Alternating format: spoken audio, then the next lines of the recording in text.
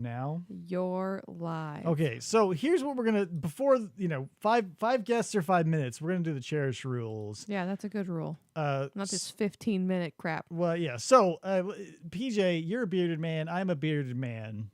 Mm-hmm. Let me ask you this. So I find when I wear a mask for a prolonged period of time, obviously it messes up the shape of the beard, but I found an interesting side effect, I guess. Mm-hmm. When I take off the mask, it feels like every one of my mustache hairs is in my mouth trying to reach my uvula. But when I look in the mirror, it's like as soon as I go whoop and sweep away the hairs from my mouth, it's like almost a perfect, like not a handlebar because it doesn't go up, but it's like a perfect gentleman's mustache from the 1880s. Well, so it's bushy. my mustache is short. I keep my mustache shorter. Ugh, that's a ridiculous way to keep a mustache, PJ. Well, dude, you don't want to see me with a mustache. It's fine. I think here's the thing. Everybody chickens out after they get to that weird dad stash. They get to that point where they're like, you got to power through it, because I guarantee every time my mustache is in full bloom, people compliment the shit out of it because it is firm and it is healthy. Because I gave it time. And then he goes and shaves his beard off, and he looks like he shouldn't live close to a school. 100%. I have a picture. Well, that was different. That was totally different. This is a completely different mustache. It's a new millennium. It's a new millennium, I'll remind you. Still living in the new millennium. I wonder if he foretold that we would be talking about it in 2020, because we've got the next 1,980 years. No, sorry, 980 years. I was going 2,000 for some reason. Yeah. Millennium that won't end till the year 3000, y'all. So PJ, you never answered my question. So since you keep your mustache short, does it shape it under the mask?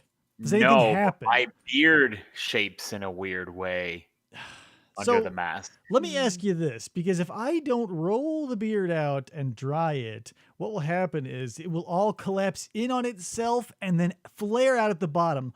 And my chin looks like an upturned cutesy doll, if that reference makes a home run. Does that make sense to you?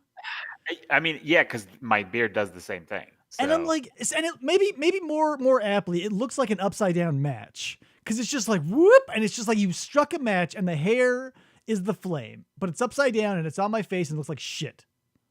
Yeah, it's the mask makes my face do it like crazy. So my face is a ridiculous mess. But that's the thing. You got to do it. I want to keep the beard because I know the pandemic will pass and I don't want to start from ground zero. Yeah. And it's No Shave November. So. And it's No Shave November, so I'm literally barred by law. It's going to pass, but we're about to go back into crazy lockdown here. So yeah everybody is. Because here's the thing.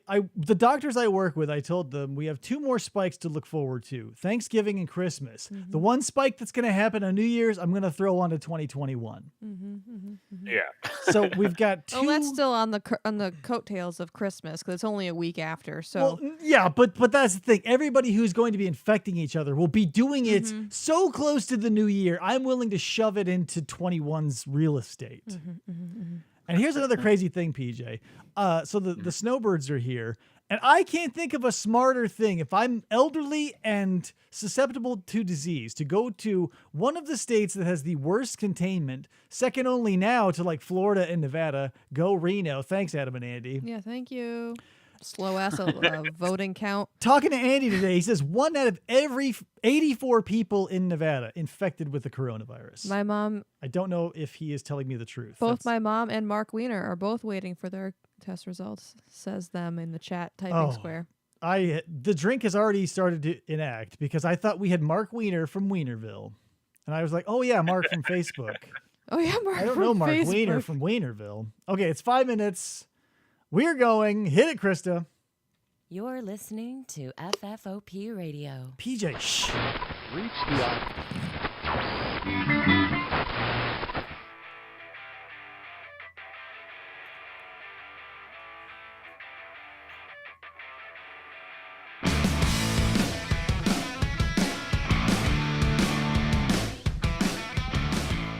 everybody, and welcome to the show. My name is Dave, and now that my kid's asleep, we can have a show. I'm pretty sure he's asleep. Have a show. Here's the thing: what's going to happen to you, PJ, if you ever decide to have a kid? They will be dead out on your chest, completely dead to the world. You can poke them in the face and move their nose, and they'll be totally out. The second their face hits that crib mattress, it's like you shoved a red hot poker up their ass, and they go bam from 0, literally asleep, to 11. But that's 2-year-olds for you. Yeah. So obviously, let's introduce our host, me. Hi, I'm Dave. Did that. Our engineer. Let me slide over. Shoo, there she is. There's Krista over there on the keyboard. Hello. PJ obviously on the phone. over the EP intertubes. phone home. Over the intertubes. Here's the thing. I've been wanting to do this physical bit so bad, and I've just remembered it, so I'm going to do it. So. Oh, Jesus. He's gone. He's back. PJ, you can't see this because you don't see the feed, but remember this is an old-timey I phone. can see it because I have YouTube open. Right. Okay, so when you see this is an old-timey phone. And It's just breaking everything. this is a new-timey phone. They work essentially the same. There's a speaker and a microphone. So with this one, in the old days, you'd pick it up and you go, "Hello, Grandma," and then you hang it up. You never talk like this. I never held the phone like this. I never held the phone and talked into this part. Why is it that it's the same? Look. It's the same. There's the ear part and here's the mouth part. It's all the same. Hello. Hi. What? That's all I wanted to do. That's my Carrot Top bit. I hope you enjoyed it. That was a good one. You're missing red hair. Yeah. Oh, I'll never go red. I did do red once, and I might do it again, so I shouldn't have said never. But the drink has taken me. I want to get under PJ. the peekaboo hair. I want under my hair to be red or a different color so that when I move my hair, you can see it. But I might get the top of my pubes, from going Frosted? up. No, not frosted, Frosted but tips. from going from let's say the bottom of Kilimanjaro up, it would be like a red, orange, yellow thing. So fire. What are we dropping over there, PJ? Jesus. Sorry. We are live. Is someone playing quarters in the back? No. That was my glass. It's a live show. You don't have a coaster? You work at a brewery. Yeah. Oh shit. He's Do they right. make coasters? No, Coasters? they don't make them, obviously. But they must. Every microbrew restaurant you ever go to has custom made coasters. Mark and my mother both say We don't- TMI. Oh, yes, we do. We do. Listen, everybody. There's no such thing as TMI. The more you learn, the more you grow. My mother does not want to know that you want flame pubes. But you don't know when that information will come in handy. So, PJ, working at a brewery, Do you have flame pubes? you have flame pubes. That's the next one on the FFOP5. At least half of the brewers do. You could also, here's another thing you could do. If you wanted to go, because there were 2 flavors of douchebag in the early 2000s. You had the dudes who had the flames that were the classic red, orange, yellow. And then you had those wild cards who like to live a little spicier than those regular mows. And their flames were so hot, they were like dark blue, light blue, white. And those are the guys you had to watch out for, because those guys had a wild streak. They didn't stick to the orange flames. They went cold hotter. as ice. Or maybe they were also colder. But no, blue is a hotter temperature, Yes. ironically. Because when you see it, here's the thing, Krista.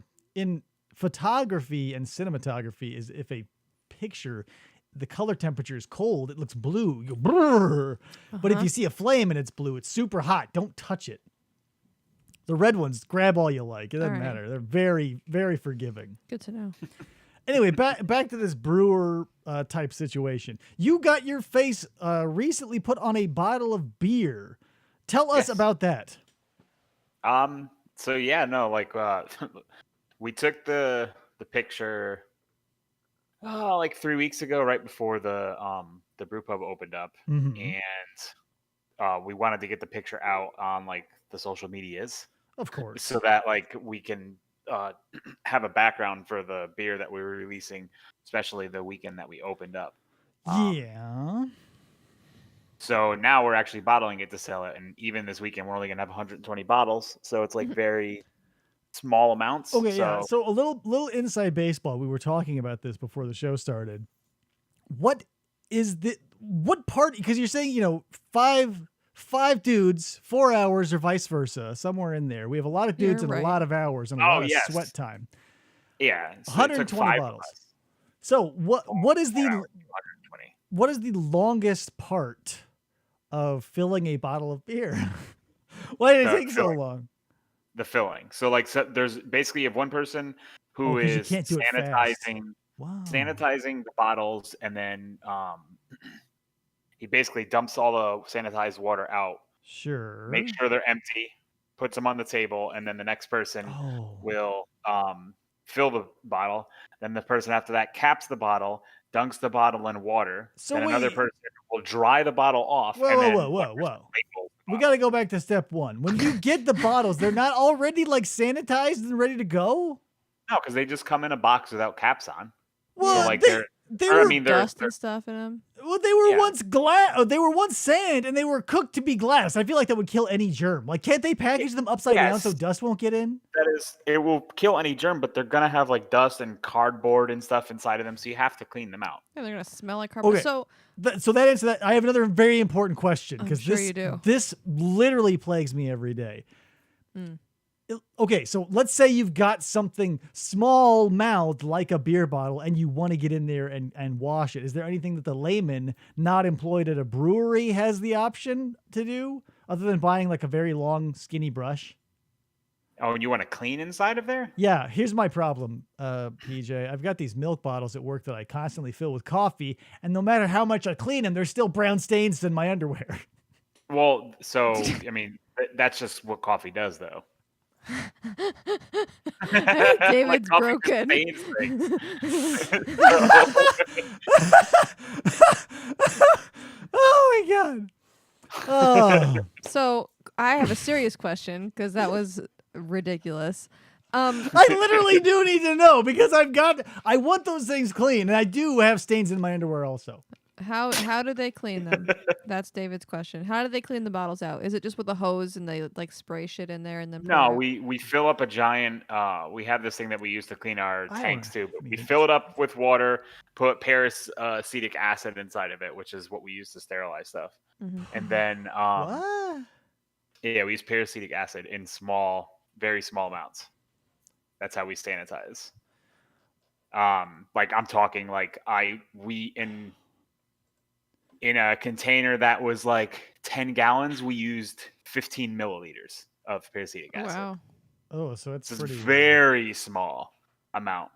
And then we test it to make sure that the water is okay and it's not going to like harm somebody to ingest, even if they get like a little bit of it. So we have to actually test it. That 'Cause seems. we use a lot of chemicals at work, so we have Mhm. we have to know like the amounts that it's allowed to be inside the liquid. So So do a lot of breweries have people doing all these things and not machines? I mean, Yeah, some you of the guys touching it smaller with your ones do. disgusting ape hands. Some of the smaller breweries do it by hand more often, but I mean, a lot of times you would do this kind of stuff with an actual like bottling line, but bottling lines are less in use now than they used to be. Hmm. Just because most places, at least most small craft breweries, are all can and not bottle because Yeah. it's just easier to do. How much is Although it? there is a massive can shortage right now, like it's going to be bad next year, going into next year. Like there's a huge aluminum can shortage. Hey, I mean, we've got a garage full of aluminum cans. Those are mine. You can't have them, PJ. So I want to know how much is it like the opening of Laverne and Shirley? You know how they're always in the brewery, and you know, do you have like a factory like that, or is it just is everybody in a like a sweatshirt rolling around and that's it? I mean, like everyone's just kind of like pitter patting around. There's no machines. I mean, we use machines for some things. Yeah, he just said that the majority of I know, things but I is done want by like a hand. big long cascading. Oh shit! We lost PJ. God damn it! Hi guys, this is live. Hey, where did PJ go? Whoa, my Jesus, mother, hold on. good- Something's up. Hello? Hello. Oh, wait, who's this? I don't know. You called me. Uh, No, I don't. oh, yeah. I don't have any. No, I Right. don't have any property to sell. No, I don't. Popeye. Why can't? Hi, Oh, Krista. hey, Why... guys, spoiler oh, no, alert. just sitting here doing Popeye nothing. showed up. Can you believe that, Krista? Holy shit. Yeah, So- yeah. I like the way you phrased that. Showed up like I had anything else to do. Come on, man. Listen, this is a Christmas miracle. Oh no, it's not. It's a post Halloween, pre-Thanksgiving Party. good night to do it. Yeah, man. I believe the theme of the show is the kid's been put to bed. Yeah, he's out. Yeah, great. So let's fucking party, bro. Why can't I see your beautiful faces? You got to go to YouTube. You got to turn on your video so I can show it to our viewers, and then you have to watch from a YouTube because I can't share my video with you. Oh, okay. But can you see me now? Not yet, no. No. All right. Well, I was just trying to There follow we your go. I directions, got it. but that's. It totally worked. Don't worry. I totally see you. So let me just get you added here. Oh, it's good. I mean, it's not like there's much to look at. I just, I miss you guys. I just, it's nice to have a little FaceTime action. That's all. Yeah, we're glad to have you. I'll pop you right here under Krista's production booth. I There can we- send you the link in Messenger if you like Popeye. There's Popeye. Yeah, I don't know what you guys are talking about. I'm just here. Okay. All right. Yeah. Let me. All right. I'll give that I'll give that little guy a shot then, and then we can roll with that. Open an app. Oh no, your video for us Tap. died. Uh-oh. Tap to. Popeye disappeared. Because he opened Did I YouTube. bail? All No, right. he's you're still back. here. But we lost your video though. This is all. Well, that's not good. Don't worry, everybody. We're getting it figured out. All right. Let's. There we go. How You're about we back. just, we'll Perfect. just stick with this for a little while. Beautiful. All right. So you can see me, Yes. Krista. I want to say happy birthday, the happiest of birthdays to you. Oh, Thank look at you. that. I know it's a thing. About 3 seconds ago, I started writing you a song. So Oh. if you're interested, here we go. Hey, Krista. I hope this is the best birthday that you've ever had. But I digress, because I hope that next year is even better. So how about now? You have the best birthday that you ever have. Maybe tomorrow will be pretty good too. And the day after that, and the day after that, the next day after that. Let's not forget about next year. I know it's impolite to ask a woman her age, so I'm not even gonna go there, nor will I ever. So have a good birthday. Yeah, so 3 seconds. There you go. Yay! So, yeah, and Krista, I want you check these babies out. Look at these beautiful. Oh man, I'm gonna rock Look the at hell that. out of these. Oh Look my at these. god. Look at, oh my god. $5 off my next purchase of $50 or more. I mean, I can totally do that. That's 10%. $2. $5, dude. I mean, I know Yeah. you guys are. We don't get Del Taco out here on the East Coast, Gross. but you know. What? Oh, man, Del Taco's suck it. gross. Yeah, Del Taco's Yeah. not so good. Yeah, but we don't get it out here. And Okay, I get it. we Who serves grew up fries with with that, yeah. tacos? I feel the same way for White Castle. We have one of those now, though. I know, but now that's here, the magic is gone. Yeah, I mean, White Castle has the vegan sliders now. They're pretty okay, but and the thing is, like Taco Bell is everywhere, but there was just something about, you know what it is? It's Del Taco's quesadillas. There's just something really super oily and Yeah. buttery. Yeah, 'cause they're legit. Anyway. $5 off. Dude. Whoa! You know how many quesadillas that'll get you at Del Taco? Probably $5. $2 off my next purchase of $20 worth of produce, which is a lot of produce. Oh, like, I don't thought- know who. Yeah. I was like, I what don't is know that? how- It's tomatoes, I guess. Yeah, I mean, I don't know how I would spend. I mean, we try to buy Avocados, man. organic, but even.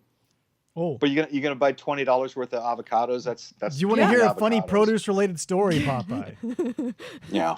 So here's Bring a it. funny story. Krista, so I'm at work, regular old work, and Krista texts me. She goes, "We got a bunch of avocados." She ordered 5, but guess how many the order was filled for? Just guess. 50. Oh, you went over it. 36. 36. I ordered 6. I got 36, and they were all individually bagged in 3s. So here we went Oh through yeah. every hypothesis. Those like meshy Yes. net bags. Not right? no, hand-picked in the plastic bags by Yeah. a person.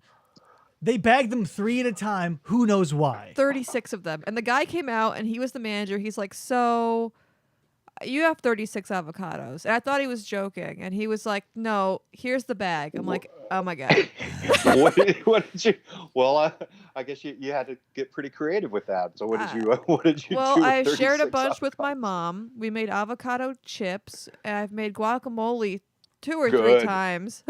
I Good. We tried. still have 15. Never of them. gets old. Yeah. Never gets. You still have some left over. Okay. Mm. Well, yeah. Here's the thing, No, I mean- because we ran through every theory. Was it they meant to give us 6 and gave us 6 pounds, but I weighed it. It was 17 pounds, Popeye. It was so much heavier than 6. There was no. well, then you can you can use that as a good exercise yeah. routine if you. I knew it was like, this is at least. I was like, this is like 20 pounds because this is as heavy as our son. It was bonkers. Oh man.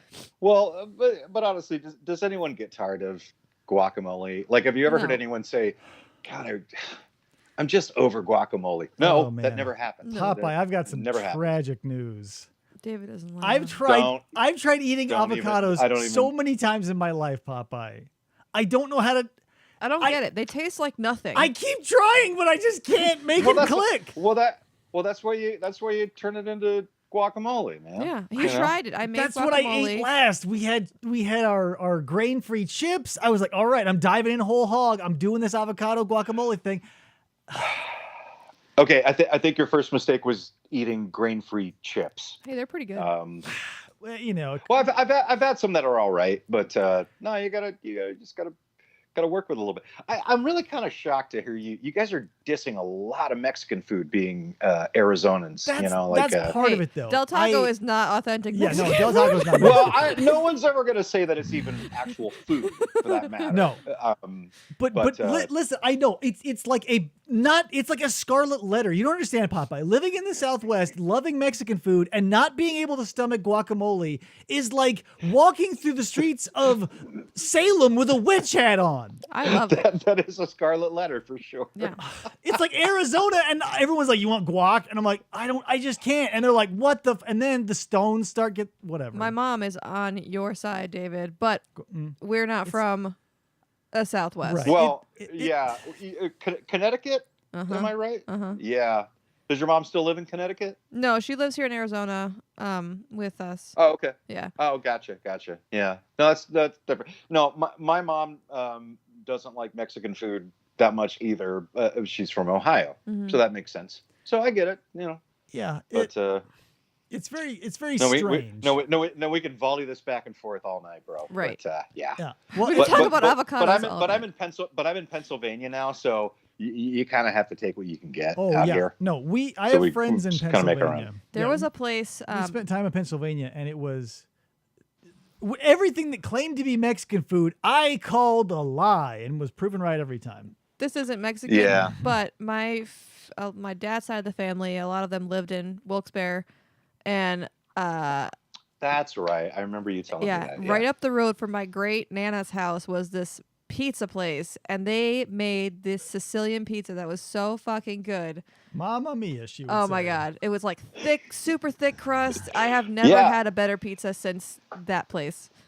Yeah, that's the old Ford style. I didn't know about it until a few years ago before Mhm. I shortly before I moved here. Yeah, it's different. Yeah. Different than New York likes to take all the credit, but come on. Mm-hmm. You want to talk shit about New York now? Because neither one of us is there right now. We can we're getting very regional, and that's fine. So Well, listen, our audience is split literally down the center of the country. There's no one in the center. Everyone is on the West Coast and on the East Coast. We've got up and down, Maybe they don't have the internet in the middle of the country. maybe, I don't know. so anybody in Nebraska, they're Nebraska, not gonna get, Idaho, Montana, barren Well, country. like the for houses us. are so far apart, their internet is probably so slow, they probably wouldn't even be able to do anything. Yeah, no, it's like a quarter mile between mailboxes. Oh, Mark You know, Wiener's in New York. Mark's in New York. Uh-oh. Well, I want to know what you guys have been up to. How's life been treating you? Oh, boy. Well, you know how it is, Popeye. Being at the bottom of every list, it starts to wear on you. I'll tell you that. What do you mean the bottom of every list? Arizona is like really phoning in everything they're trying to do. So like we're like super infected here. We just keep being like, nah, we got this. All Like, right. So Yeah. aside from all like the external nonsense, everything is actually pretty cool. Mm-hmm, mm-hmm. Mm, Uh, good. Yeah. but it's real easy to stay positive when you only have yourself to reminisce with, apparently. Yeah. Oh, This is man. true. But no, I is work's going okay for you guys? Elliot's doing well. I don't even know the name of your dog. We got two dogs, but they're so old it doesn't matter. I wouldn't even commit it to memory. Oh, dog 1 and dog 2. That's Yeah, it. yeah. Okay. Yeah, they're totally fine. Good. All right. Yeah, You guys we're are doing- enjoying.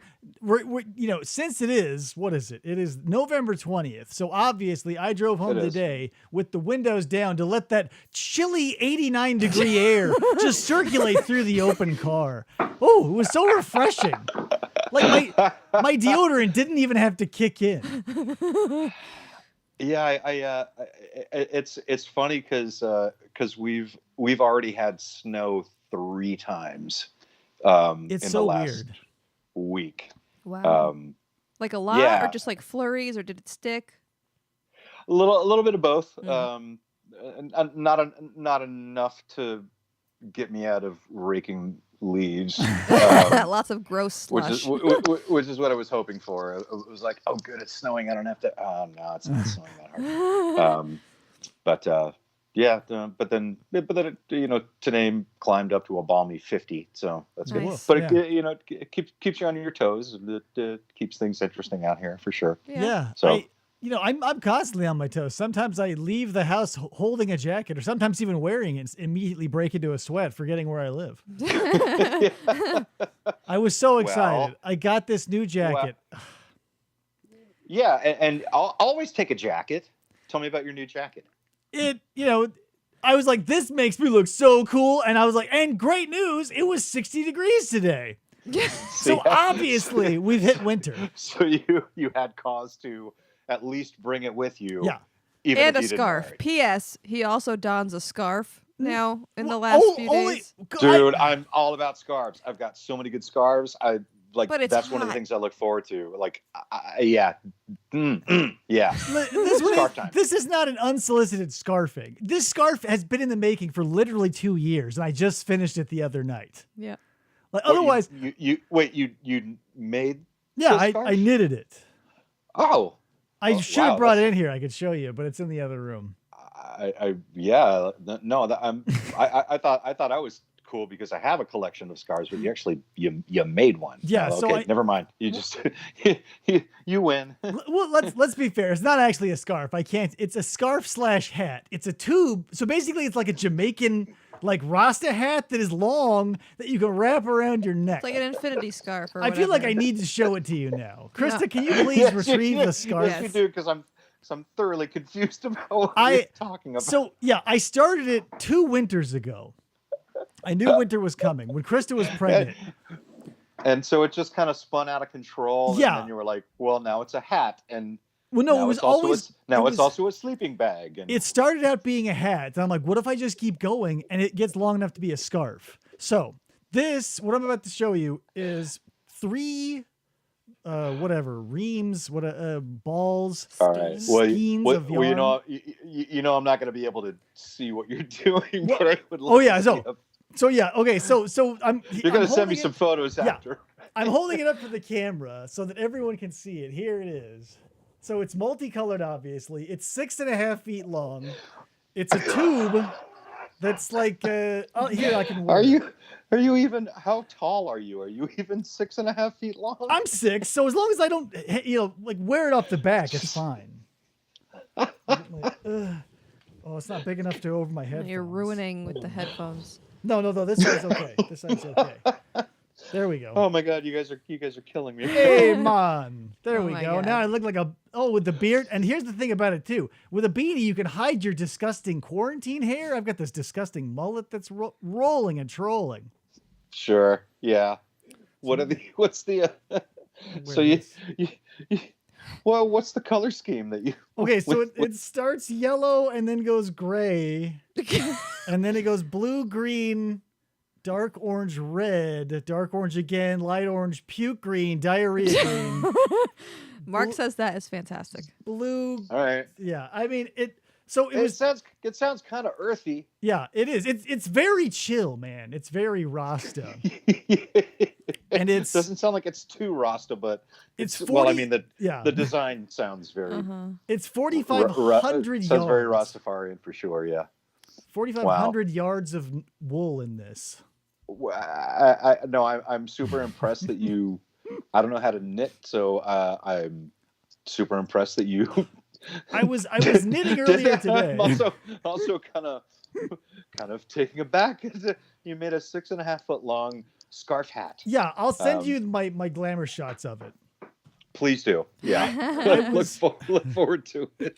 I was knitting today and a woman goes, "Oh, you can crochet?" And I was like, "No, crocheting is for girls. This is knitting." I told her. I evidently no, it is not. You're kicking ass and taking names. So good for you, my friend. Mark says bib Fortuna. Bib Fortuna. Yeah. Means. So, yep, picked up the knitting again. So I started another scarf. We'll see how that goes. All right. Well, get back to me in a couple of years when you finish. I might not make this one 6.5 feet. When you make a tent or a car or something, then it'll happen. I think you should make one for Popeye and add it to his collection. Oh, no. for sure. I've got. Listen. No. I went into. It's fine. I've got so much yarn, Popeye. When you get into knitting, Dude, for some reason, people take notice. I couldn't get people to realize that I love the Hulk. But for some reason, when I picked up a pair of knitting needles, everyone shit themselves inside out getting me knitting supplies. All over the globe. I get it. My sister is big on knitting and crocheting too. So, and she loves to talk to me about it. It's an intense community. As if I have a clue. But no, she's made me some scarves, and it's what she does. She's made blankets and hats and all kinds of cozies and all kinds of random stuff. Well, what's your favorite store to get your yarn? Well, and what type do you like to buy typically? Okay. So, like, if I don't care about the person I'm making the thing for, I'll go to Michael's and just throw $5 at some garbage. A sale. Get a sale. However, Okay. I've got Tempe yarn and needle that is a beautiful little, what do they call it? Bespoke? Whatever. You're using words that I don't know. They're like a little mom and pop, like hipsters go there. It's like a little mom and pop shop, and they all like they a do is hole like in the wall. locally sourced artisanal yarns that are dyed with the tears of a million Seriously. unicorns or whatever. Fancy, soft weirdos. Beautiful. The scarf I'm making now is one of the finest yarns I've ever gotten from there. But I digress. So we have Tempe yarn and fiber. Then we have good plug. The Yarn Barn. I don't know about the Yarn Barn. They're okay. But can you just say the name Yarn Barn over and over again? Yarn Barn. The Yarn Barn. Listen, if you can get it with the alliteration or a rhyme scheme, I'm down. So that's, of course, I had to go there at least once. Me too. Yeah. Why And not? then- They probably have. Hey, dude, they probably have coupons. Oh, you know? yeah. Yeah, they're like They the got a Joanne punch card. Fabrics of yarn. Joanne Fabrics also an unplumbed resource of Yes. cheap yarn. Yeah, my sister likes Michael's and Joann's. If she can splurge a little bit, she'll go to. Yeah, Joann's. I mean, if she cares about the person she's knitting for, as you said. Yeah, if you got 2 years to throw at a 6.5-foot scarf, you don't want to put money into it too. My that'd mom, be stupid. My mom loves to crochet, and she actually made Elliot a giant giraffe. Bigger than he is still, probably. Yeah, it's huge. It's probably like 3 feet tall if you stand him up.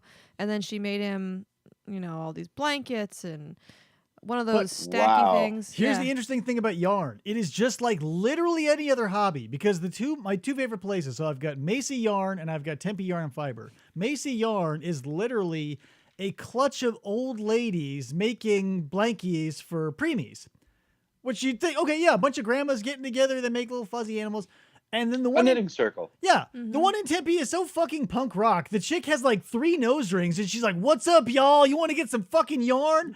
And I'm like, "Whoa." So like if I'm in it just like for the experience of like, yeah, this is knitting, bitch, I go to Tempe. I'm gonna fucking knit some shit. If I need to be talked down to and then offered a Nutri-Grain bar, I go to Mesa.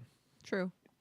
Right. Mark says this is the most unexpected conversation. Isn't it? I knew it would happen. But is it not a great conversation? It is. To knitting It is a great enthusiasts. conversation. No, this is what friends do. We talk about whatever. Yeah, so I mean, and we make a great time out of it. Yeah, and that's what's great about knitting too, is since it's so cutthroat. Yeah, evidently. I mean, you're come on, you got like a couple of weapons. For sure. Let's be honest. Yeah, and no one's really gonna fuck with you. I think that's probably why people were taking notice of your and you know what's your knitting hobby as opposed to your hulking maybe obsession, because it's like, well, what are you gonna you like the Hulk, big deal. He can't get green and big, but he does have those needles. You've got long stabbing weapons. Okay, let's be nice to you now. But that's the thing. Every just time point them that way, don't run with them, But every time I go to each place, it's a new experience. I went, so like, okay, here, perfect example of the grandma story. I go in there, it's a clutch of grandmas, 4 or 5, with the big grandma bingo arms and stuff, and they're making little monkeys and stuff for the kids at the hospital. And I go, "Hey, I need a recommendation on yarn." So she immediately grabs my arm and shoves me into her seat and puts me to work. She made me start working on the monkey that she had. Nice. I'm like, nice. I sat down and this is before there's a way you can use more than 2 needles. Spoiler alert. Knitting in the round, you can use more than 2 needles. And so she hands me this monkey tail that's got a fucking fuck ton of needles on it. It looks like a goddamn porcupine. She goes, "Oh, yeah, keep doing that and tell me what you need." I'm like, "I have no idea what the fuck I'm doing. I'm asking you what yarn is." I'm like, "Here, my first day." I said, "What's a good yarn?" And she goes, "Here, make this goddamn monkey." And she wouldn't let me. Did she really use those words? Yeah, no, she was a sweet little. I want to grandma. believe that she did, but that rules that she was just like, "Oh, you person, yep." She would not let me give her back that goddamn monkey until I had almost finished the goddamn tail. And guess how long that took? Because again, I had never knitted with more than 2 needles, and even with 2 needles, you were experienced. Yeah, you were. If you were on your lunch break, you may have gotten fired. Otherwise, if it was after work, you were late for dinner. So there's a child in the state of Arizona who has a monkey with 3 inches of sub-quality tail. Hey, Mark says a knitted needle almost topped Michael Myers. Yeah, that's true. Mysterious. It's got a long lineage. Knitting is what I'm getting at. Here's not that anyone asked, but I'm going to give you a sniglet that may or may not be true because I've repeated it so many times I'm beginning to question it. But knitting, it existed before this, but there was a big boom for and with knitting in World War II because it passed the time in the trenches. So a lot of men came back from World War II being able to knit. And if you ask this guy, there's a nod to that in the Demolition Man.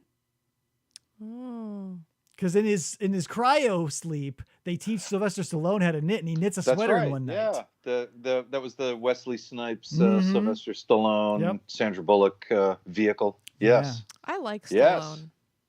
So Yeah, me too. knitting has a far reach. It does. It's just No, here's the thing. I don't think there's anything uncool about it. To be honest with you, There- it's a. I mean, I know how to mend. Like I can, like if I have a hole in a sock, I can I put them can't back do together. that. But I can't knit. I wouldn't say that I do that. I But, can't repair, replace, or anything like that. When I was in middle school, in home ec class, we had sewing, and I was Oh, I did supposed to that. sew a pillow, and it was a pig, and I sewed half of it and then stapled the other half because it got me really mad, and I got a C. And I Only- cannot sew today. Only because they would still accept that on the shelves at Walmart. but C means cool. It That's C all means right. satisfactory, and I was fine with that. Satisfactory. Yeah, I mean, hey, you passed. Yeah, That's good. that's all that matters. But okay, so as cool as knitting is, it does have a flaw. The only flaw is wool and let's say yarn in general, whether it be made of any ingredient you want. Some people make it out of bamboo shoots and sugar cane. The inescapable fact is it's hot as shit, and here it is 90 degrees plus 9 months out of the year. Yeah, so not much use for it. No. Yeah. So I'm wearing this scarf right now, and I feel like I'm dying of heat. Take it No, off. as you It's should. such a good look. And you said you rolled down the windows and it was a balmy crisp 89 degrees today. Yeah, let's just real quick. I'll look at my phone, even though it's incredibly unprofessional. It was 73 last I checked. Oh, you poor thing. Yeah, that's tough. Brr, Popeye. This scarf is too little for me. But you can make a fashion statement. True. That's, I mean, that, Sweaty that- fashion yeah. statement. that's half of the reason why I wear my scarves. Like I have a scarf that I bought online from a women's clothing store, but I was like, I like that scarf. It's Right. sassy. And that's the thing. Scarves are doesn't- it just doesn't- long pieces of cloth. Yeah, so yes, because some Unisex. of them are like nice and thick, and I'm like, okay, it's below freezing. I need to put this on so I don't catch chill. But other times it's like, man, I just need a little piece of flair. Mhm. So I get it. Here's the thing. throw something on that's a little more meshy and. I'm gonna throw a deep concept out for you, Popeye. Go. I think if we all just dropped the, our affectations and shit, because like if you look at a hipster and you're like, that guy, what the fuck? That is a complete costume. If you like drop all of the judgments or whatever, and like if we're all honest with ourselves, we can say yes, it is fun to dress up. So it is fun to dress up like a fucking lumberjack and wear a nice billowy scarf sometimes. It's fun to dress up. If you do it all the Yes, it time, it is. can get annoying. No. Yeah, then it becomes a uniform, Yeah. You don't wanna- Yeah, but, Little the wild I side. mean, are you really gonna go all out if you're just gonna be at home all day? If you do, you're kind of an idiot. Yeah. If you're just gonna run out to the corner store to get a couple of things, jeans and a t-shirt is and don't a wanna smart be a looking cap slave. is okay. Yeah. But you yeah, don't wanna be a if you're slave gonna- to your if you're affectation. gonna go out, then yeah, it's fun to dress up, man. Yes. I love a good date night dress up. I did. We went I to- kind of went halfway, like like that's nice. I'm I wearing could, a I was wearing a, I did my hair. I and did before the hat. Yeah. I Yeah. Now you got to get Irie, so you're out of luck, Doc. Yeah. Hey, man. So, but I always I wore my flamingo button up because it's Flamingo Friday. I forgot. I totally phoned it in today, but I was at a different job, so it's weird. But but from waist down, it's party time because these are sweats, baby. Oh yeah. No, I was I was wearing my sweatsy loungy pants earlier, but then I had to do a little bit of housework, so I have jeans on. Not that you would know, but they're crack jeans with holes in them and stuff. But it's like, what are you gonna? No one's gonna call the fashion police in No. Peckville, Pennsylvania. No one's gonna do that. I don't care. But it works with the shirt. When after this is over and when I go downstairs to do the dishes, I'm gonna look pretty damn manly about it. Yeah, like you're gonna reach for that brawny, and your wife is gonna be like, "Oh my god, that is I'm the guy. That's the guy. That's me. He You see came for that? my That's paper me. towels." Just hold the package right next to your head. Yeah. Yeah. I buy it. We went to like what was it, a speakeasy? Oh yeah, that Like was what I an was gonna say. underground We bar? went to on a date night. We went to a speakeasy themed bar, and it was so authentic that you needed to know a password to get in that not everybody knew. Yeah. And confounding of all confounding things, you walk down a long hallway that is essentially a large cabinet of curiosities with old-timey elixirs and potions and powders and dried apples and yada yada yada. You Took get us to the- 84 years Yeah. to try and find the we door. get to the end, we're standing there, and it's just a dead end, and we're like, what do we do? And we're like knocking on stuff, and finally this poor, like, because I'm sure, because they have to radio ahead, because they can only let one family in the hall room at a time, or else it ruins the mystique. So finally, this poor flapper, like, opens the door, she's like, do you guys need help? And we're like, of course! We've been in here 18 minutes! You're ruining it. But insult of all insults, we step in. I'm dressed to the nines with my sweater vest and my button-up shirt and my Homburg and my glasses. 20s. And we get sat next to a dude in a Spurs jersey. Yeah, and they're playing like, rap. Yeah. Like it's a And club. it was like, we get in there and it's like dubstep. And it's not even like 20s themed dubstep. No. Yeah. But like the I guess aesthetic was nice, Yeah. the drinks, like the whole I don't know why everything they besides didn't- that was the- nice. Was it at least a vintage Spurs jersey? No. Not even from the classic 90s. No. But that's okay. weird because like they really Not even David Robinson Spurs. No Robinson. Like, no, we're not talking like classic Barkley era Suns Spurs. But you'd think they would they have all these other requirements. Have a dress code. Yes. Yeah, that's part of the thing. Like, Because Literally they literally anything. nailed every other aspect. They got the dude with the vest at the door asking for the code word that you literally have to whisper or he'll punch you. You've got the cabinet of curiosities, the flapper waitresses, the immaculately attired bar room and bar. Everything is lit. The dude behind the bar's got a bow tie and a curly mustache. And then you're like, wow, your head is spinning because of all the authenticity. And then you land on the Spurs jersey. Stop shaking Yeah, the desk. and then there's a guy who got a Groupon. Yes. somewhere, Right. And And then the waitress is like, oh, you guys look great. And I'm like, obviously, that's the first time you've said all night. Right? So bummer. And then like, you have to get I'm up sorry, to the... that's disappointing. It was real Play sad. along. You Yeah. gotta play along. Because we were eating fancy meat and cheese off of a piece of wood. And there's a dude like going, Packers! Can I get the wings? Yeah, where are my Buffalo Wild Wings? It's sure we should have gone, babe. I am glad they place didn't have sucks. TVs in there. Like Oh, I'm thank glad they God. didn't have, Yeah, they didn't do that. At least. but where we were, the area that we were, all the other bars and restaurants had all that shit. So his girlfriend was like, "Let's go to this new place that's like He's like, super "Oh, old." Kathy, I want to go to Buffalo Wild Wings.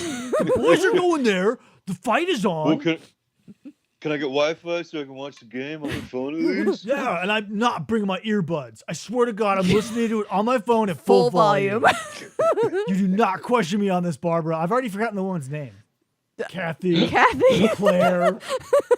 Wow, you guys got some very specific details about these. You eavesdrop and you can pick up a lot of stuff. That's Yeah, there was no social Yeah, distancing 2 no. years ago. No, Oh, yeah, that's I'm a really long time I'm really interested in hearing more about Kathy and Barbara Yeah, it's and Johnny Spurs fan. That sounds interesting. Mark wants to know what 20s themed dubstep is.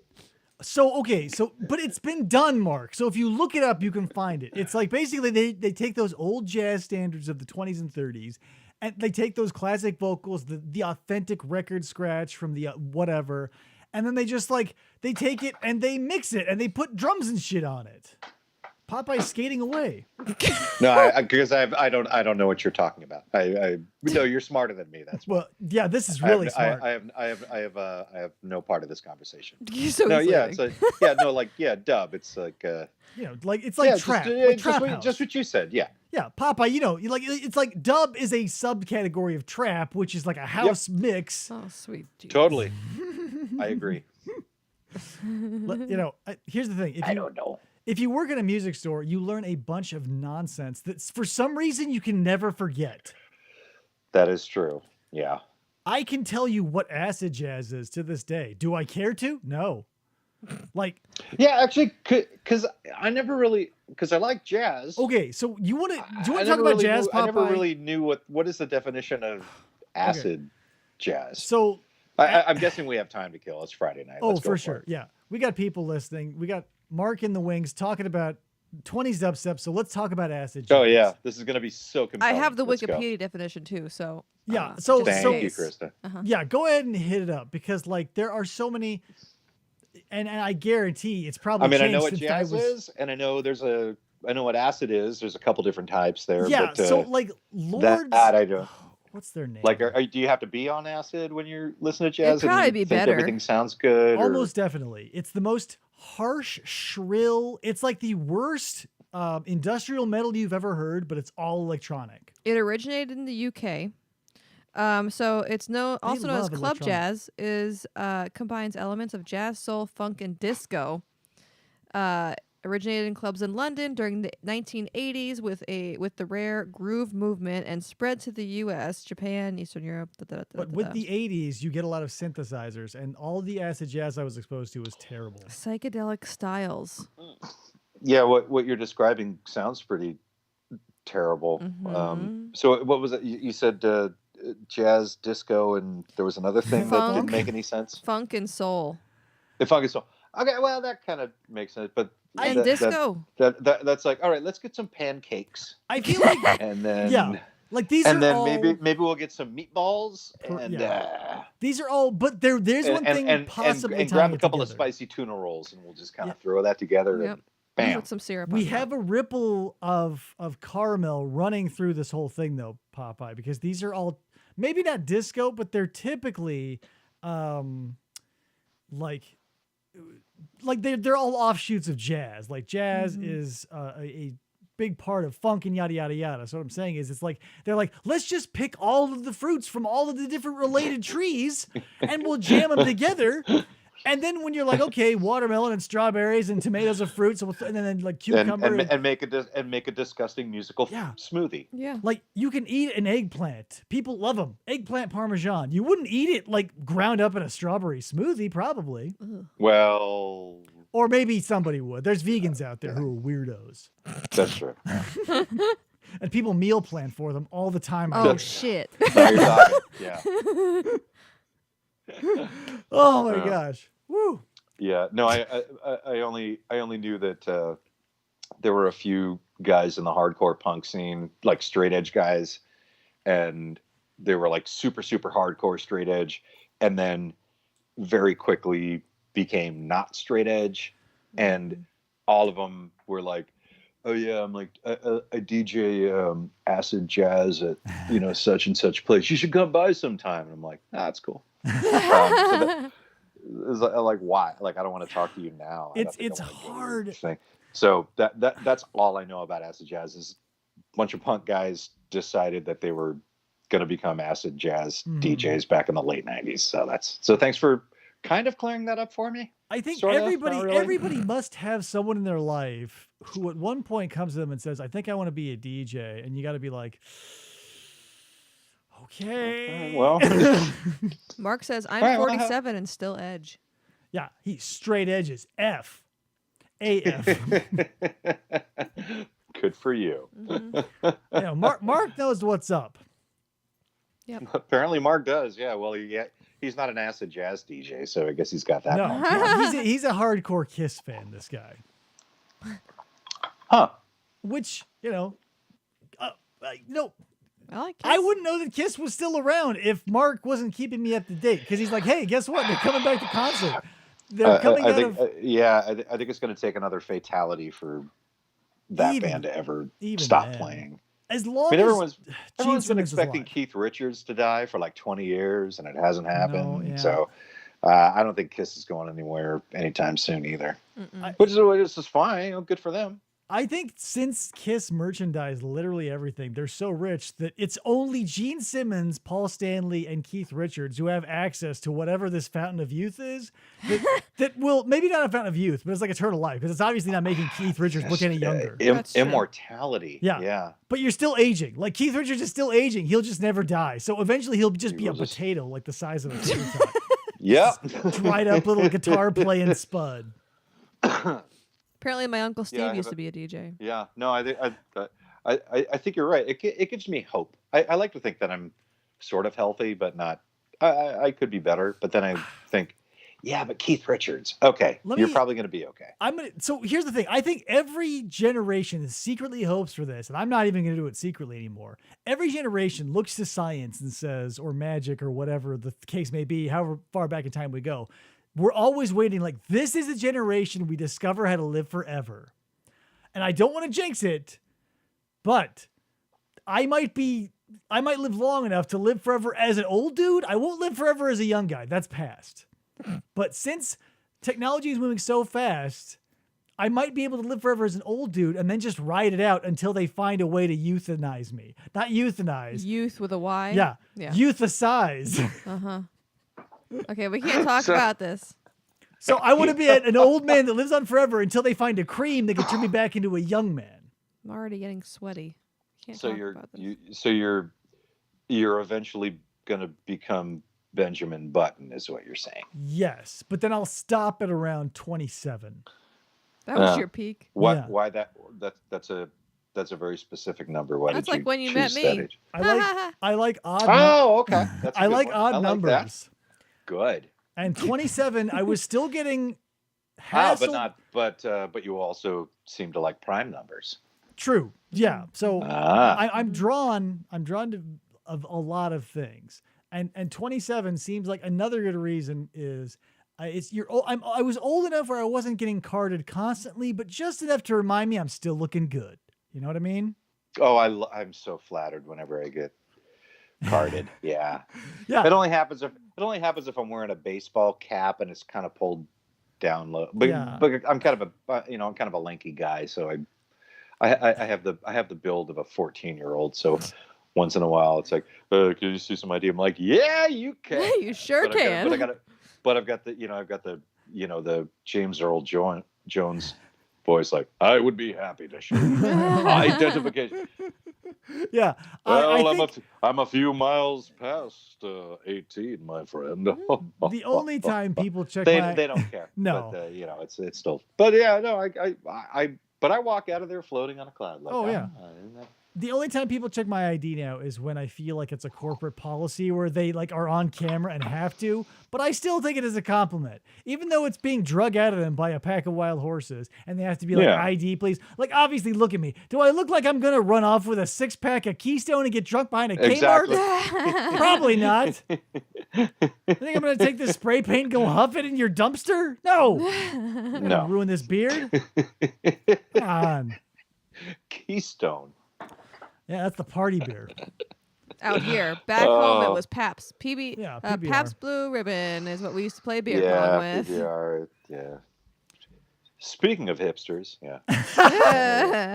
That's the great thing about hipsters too, is if you can force yourself to like something shitty, the world is your oyster. And if you can force yourself to like PBR and all the things that they like because no one else likes it, you're the happiest man in the world. I get it. Like it's not the worst beer in the world, but it's great, one of the cheapest beers in the Natty Light was world. also the other choice that we would get for beer pong. My mom says 2 days ago there was an article about human aging process biologically reversed in. That's what sparked this because Nick Cavala's wife posted that same article. They were able to reverse human aging. But I'm sure, here's the thing. What you don't think, I didn't read the article because I didn't want to get my hopes up. Was it in China? No, but here's the thing. You know when they were like, watch out, the Higgs boson particle is a black hole. And then like, we found a black hole. And it's like the size of a gnat's dick and it lasts less than a second. I don't want it to be like, so this study removed a human cell from a human and was able to keep it alive for 40 days and nights on 1 drop of candle oil or whatever. Like, give me something I can, if you could say, we took a man and he stayed alive an extra year, let me know. Yeah. This feels, because it could potentially lead to something like that someday, but no, I get it. Like in the here and now, it's like, yeah, big deal. I don't really care. If you're breaking your back, walk into town because cars don't exist. Don't tell me when you've discovered, what a headlight is. Come to me when you have a car that I can drive back and forth. I don't need an update on the gears. I don't need an update on the stick shift. I don't need a front seat, back seat situation type thing. When it's done, say, hey, good news, you can buy it. But that's like the new thing though. That's So every time I feel like I go onto Amazon, changing the subject entirely, Jeez. Amazon is offering me some piece of technology that's like, hey, good news. This company found out how to save your fucking life, and it's all in a watch, or it's all in an implant that sticks in your butt, or whatever. And so I read an article or two, and I get intrigued. And so, I fall into the hype, and I think, okay, I'll just look and see how much it costs. And maybe I do want my life to be saved at this particular point in time. Yes, tell me. Maybe the thing that my life is missing is a rose gold watch that pairs to my phone. Is this magical unicorn watch? Yeah, and then you go to look at it, and it's like, well, if you're lucky, you can sign up for the beta and pay us $1,000. And I was like, if you're lucky, you can kiss both cheeks of my ass before I run out the door. Are you kidding? Not only do you get to pay $1,000, but then you get to be selected if you are so lucky. I'm just going to tell my mom on air. Okay. I have played beer pong before, and I am 18-0 undefeated, and I won Beer Olympics when I was in college. Nice. You don't know this, Mom. I think I played beer pong once. My mom told me I never played beer pong, and I was like, oh, no, I did. I was never a sports fan. Yeah, that's the thing. I was Team Columbia in Beer Olympics. Let me ask you this. Everybody at least once was a child. Why, when everybody grows up, do you think that your kids are not going to be like you were? Yeah. Like, everybody says, oh, I did crazy things, but I know my kid didn't. And then you don't find out until they're in their late 20s, early 30s, like all the crazy shit they did. I'm going to recognize my son's going to go apeshit at some point. I'll probably never know. Of course. Yeah. But I'm not going to be surprised if he lets me in. Yeah, but then you will, like once he gets into his Maybe 30s, you'll be he'll be Once having a it's glass now. of whiskey with him, and Right. he'll say, Yeah. "Dad, did I ever tell you about the time with the donkey and the?" And I'll have No, to do son, that. you like, didn't. yeah. I'm curious now. Cheers. That fake drunk dad You're 90 years old in this scenario, Yeah. David. I just decided. I had Elliot very late. I was 60 when I had him. Yes. So 30 and 90. David's my sugar daddy because I am not. Or 60. you just got really regal when you became 60. Well, you knit a lot. Oh, yeah, so maybe. You at that point you got into ascots and smoking jackets and pipes and things. And my guess is you have a library and you're like, if I had to put money on it, somewhere around year like 54 is when I take up elocution. Elocution? Like being eloquent? Yeah, basically what you were just doing, Popeye. Yeah, being all fancy talk. Fancy talk. Fancy talk. And then I'll take up philately. Well, it just comes natural to some of us. No, I didn't. I'm familiar with the term eloquence. Elocution. I couldn't. I thought you were talking about like something having to do with electricity or something. Yeah. Electrocution. I believe elocution is probably the study of elegance. Probably. But that would be elegantology. I don't know. Yeah, no, eloquency. It's probably the study of eloquency. Listen, My mom you said I drank got- her under the table. All right. Yeah. Hey, Christy, you Yes. apparently have access to Wikipedia. Why don't I you- do. Well, why don't you sell Okay, that argument David. for us You're while telling me we're- to use the internet. If this is what we're talking about, Yeah. let's Listen, just go down that. Popeye has shown nothing but complete comportment here, and you can't do him the solid of looking up elocution. The skill of clear and expressive speech, especially of distinct pronunciation and articulation. So that will be 54. 55 table manners. I rather thought I would have a nice party. That'll be me at 54. Oh God. Or no, what was I can't remember how you're Krista, look up bad accents while you're because Bad No. accents. yeah. There's no Wikipedia for that. It's just people being terrible. I'm going to far-fetched Sylvania. Oh man. Yeah, well, So Yes. I don't know, Popeye. There's so many roads open to us at this point. Yeah. Well, I heard a rumor that Teresa might be tuning in with us this evening. It's more than a yeah. rumor. She's been interacting Yeah, the whole she's time. here. My mom's here. She's like Jesus. You look down, there's 2 sets of footprints because she's been carrying you. Oh, okay. Is she? So she's listening to everything that's happening right now. Yeah. Everybody is here and available. She was the one denying that I ever played beer pong. Yeah. Okay. Mhm. How little we forget. Just want to double check. Well, in that case, Krista, I know it's your birthday, but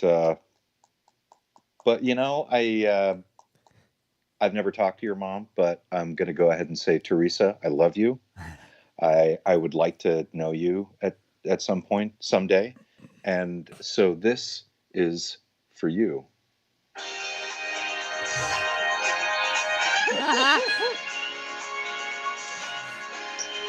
Oh my God. Love, exciting and new. Come aboard. We're expecting you and love. Life's sweetest reward. Let it flow.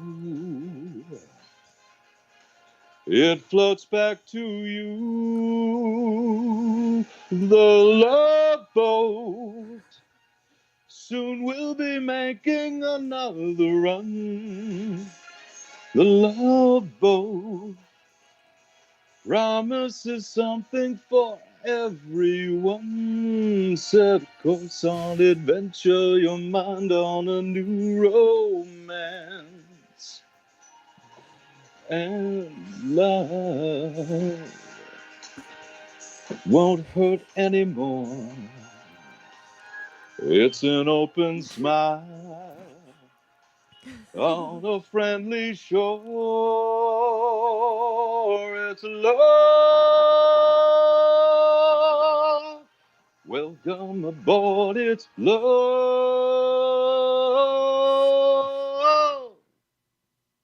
Awesome.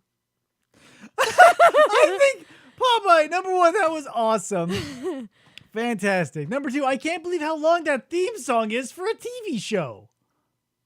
Yeah, they knew how to write them back then. Yeah, like that has a chorus and some verses in there. Holy Not crap. at all. Yeah, man. It was a, you know, You're my it was a favorite different time. person. Well, you know, hey, and all praise to Jack Jones, who I know everyone's heard of, who wrote that special tune. Yeah, no, it was a. There are more verses and lyrics of that song. Like it's a song. It's Oh a song. my God, that's crazy. My mom says, thank you. I love you too, Popeye. Good, Teresa. One of these days we will. We'll hug each other or at least bump elbows or something. But whatever's legal. You know, something I've been, Krista. That's something Teresa. Something I've been meaning to do since the last time Dave and Krista and I spoke. So I apologize for the delay. Krista, I'm sorry that your birthday song was so lame in comparison. But it was not lame. But you know, you got something. I mean, I have my guitar here. If you have a request, or I'll try to bang something out for you. I'm not going anywhere. Oh my God. Harlow's outside. We kicked her out. She was being a jerk. So things are quiet here. She's so in we're good. timeout. Listen, Harlow has a lot, like basically an honorary cast member at this point. Like she's on one of the logos of the T-shirt. Like I never met Harlow. yeah. I know she's the worst. Still, love that cat. I love that cat. Yeah, that's careful. Choose your words. I say kindly. that being across the country. We care for her. We make sure she is cared for.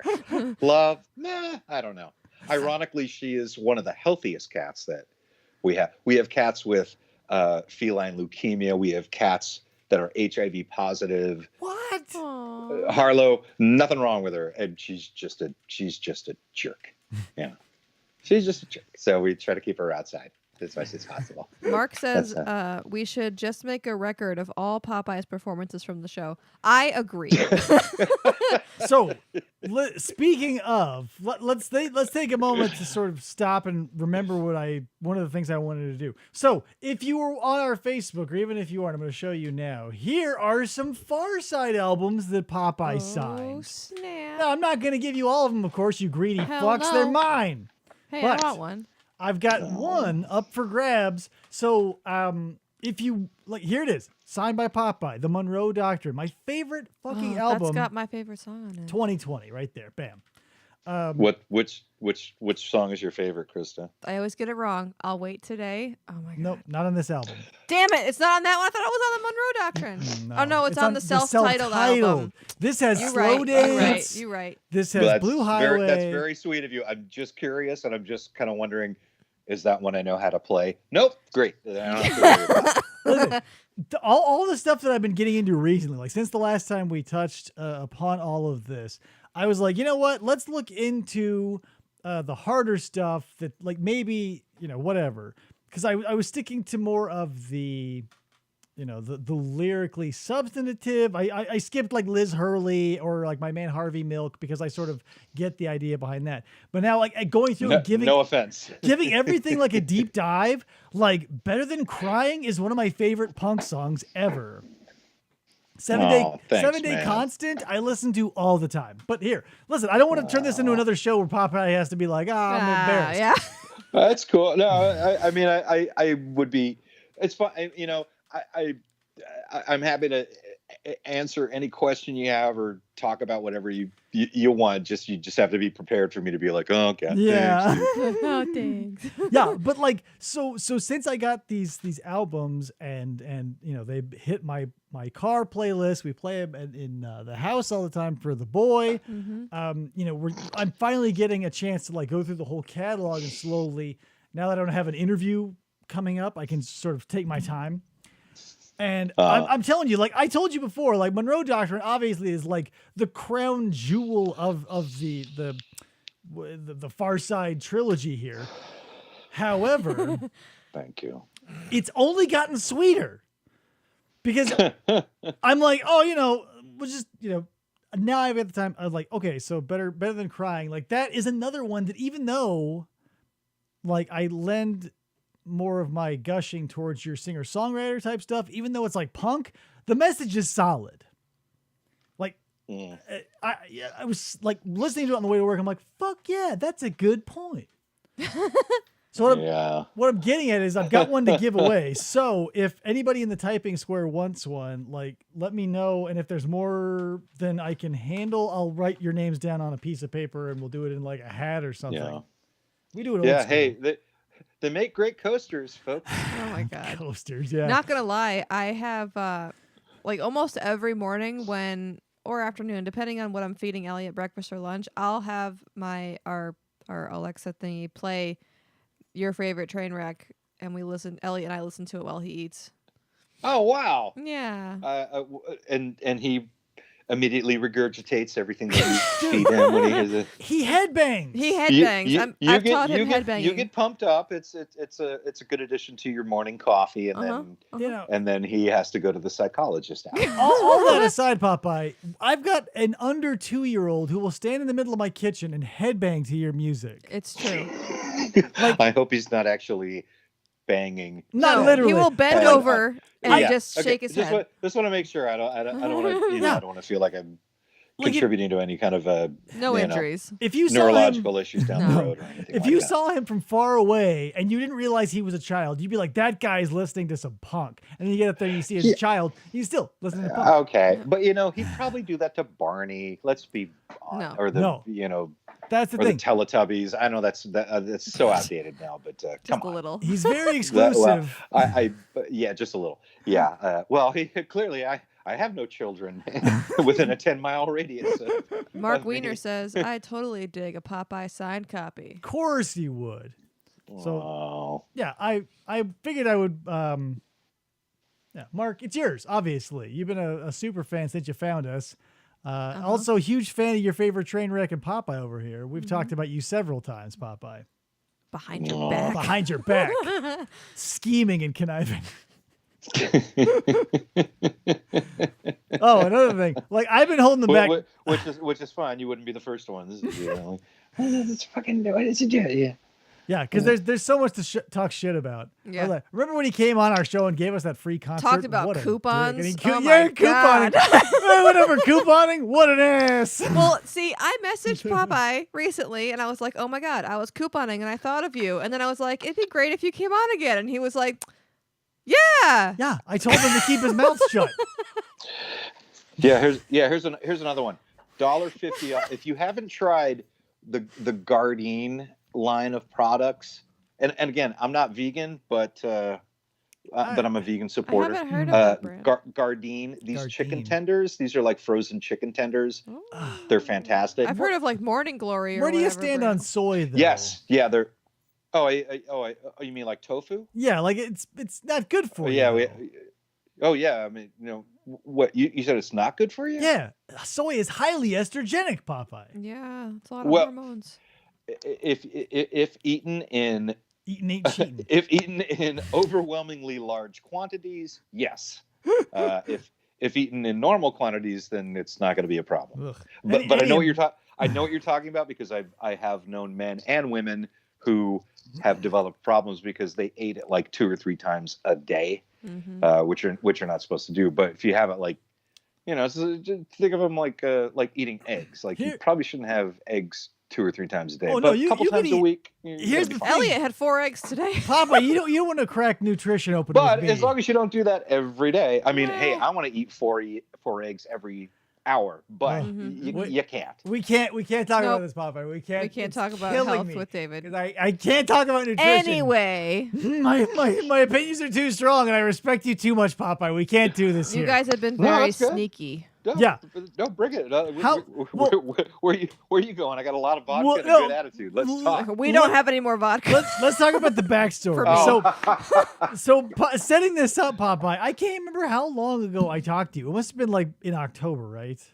I believe it was about a month ago. Because yeah. I was setting up the Halloween special, and I was like, Chris's birthday's coming up. What can I do that's free? and stupid, yeah. And here we are. Yay. Oh man, like It's not stupid at all. it was insanely hard. Okay, so here's the thing. I thought you would figure it I out. just sang your mom the fucking Love Boat theme, dude. Like what's not? I what could be cried more when I heard your stupid than voice on the damn Skype. Yeah, you missed it, Popeye. She was crying. Oh man. But that's the come thing. on. So we were setting this up, and I was like, don't tell anybody. I was letting people know. I had to set up the whole thing with PJ. I'm like, I'm gonna call you. We're gonna do 10 minutes. And then last night, Krista goes, you could have got Popeye on the show for my birthday, and it's like literally it's less than 24 hours. Funny that you said that because today I texted my mother and I was like, I don't know. David laughed kind of weird last night. It's probably nothing, but I feel like maybe there's something more than Popeye who is walking outside right now on the video. No, he's going to the fridge. Just in the kitchen, freshening up a little bit. Yeah, no, I'm listening. And I was like, I don't know. He said it's PJ that's coming on, but I'm like, he laughed kind of weird when I I mentioned was it like, last night. here's the thing. The problem was, Popeye, I was under the influence of a substance. And so I could not lock down my control over myself. He went, Yeah. and he was like, well, PJ's still that good, right? Yeah, that explains the kind of cryptic Mhm. text messages that we were exchanging, and you did kind of indicate that you were a little like But that was only last night. But yeah.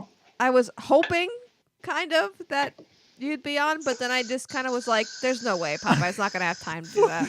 What are you talking? I don't know what you guys think I do. Well, all you're day. so Like, busy like voiceovering and couponing. Yeah, couponing. Oh, We're yeah. full-time Takes a lot of job. time. Yeah, because that's totally an 8-hour Grocery day kinda stores. job, Where both of are those you right things. now, by the way?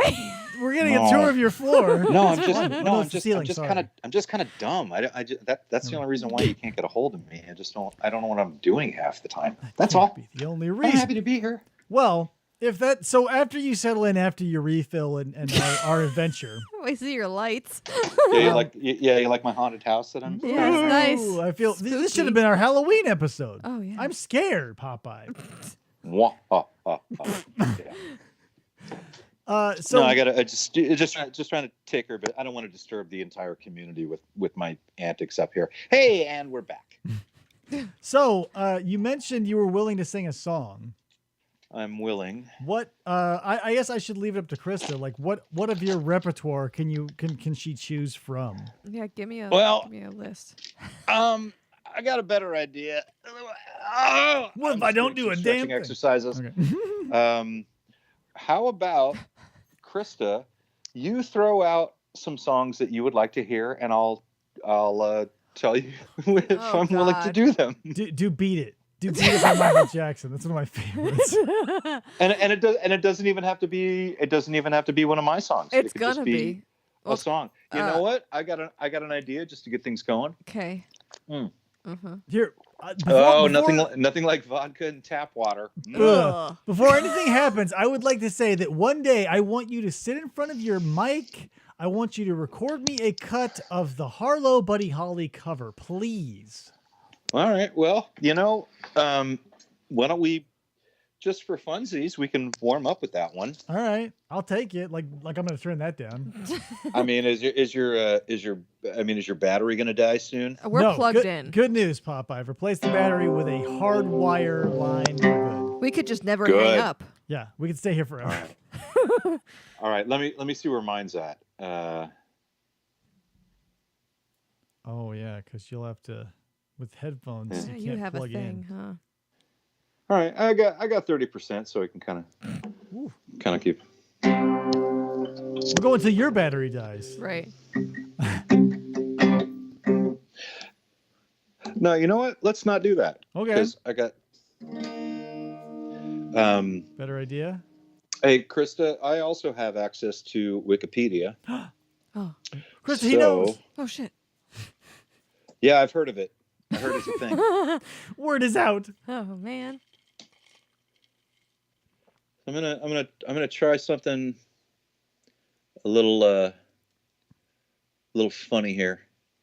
Okay, so I don't know if you're familiar with the band The Outfield, but the singer Tony Lewis passed away recently.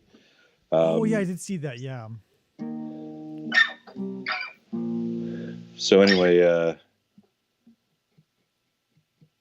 well, this has always been one of my very favorite songs of all time. I haven't played it in many years, and so I'm just gonna go with something here. Let's do it.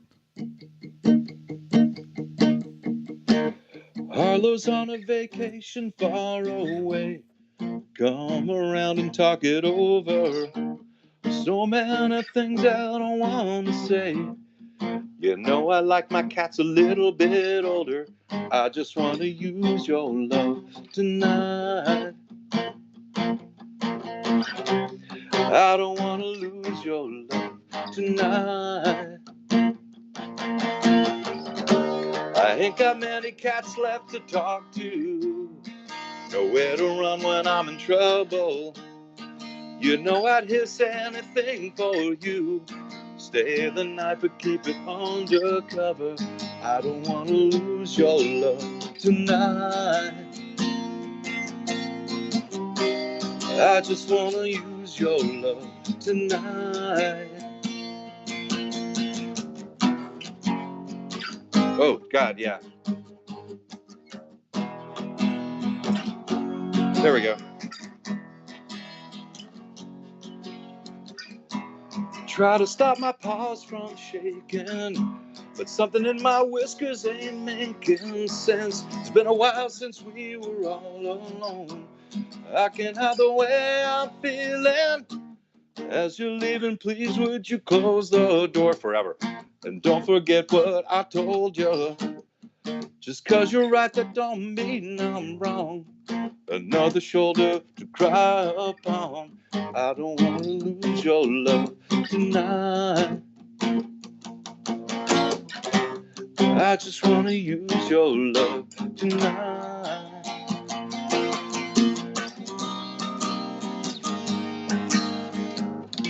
All right, I can't.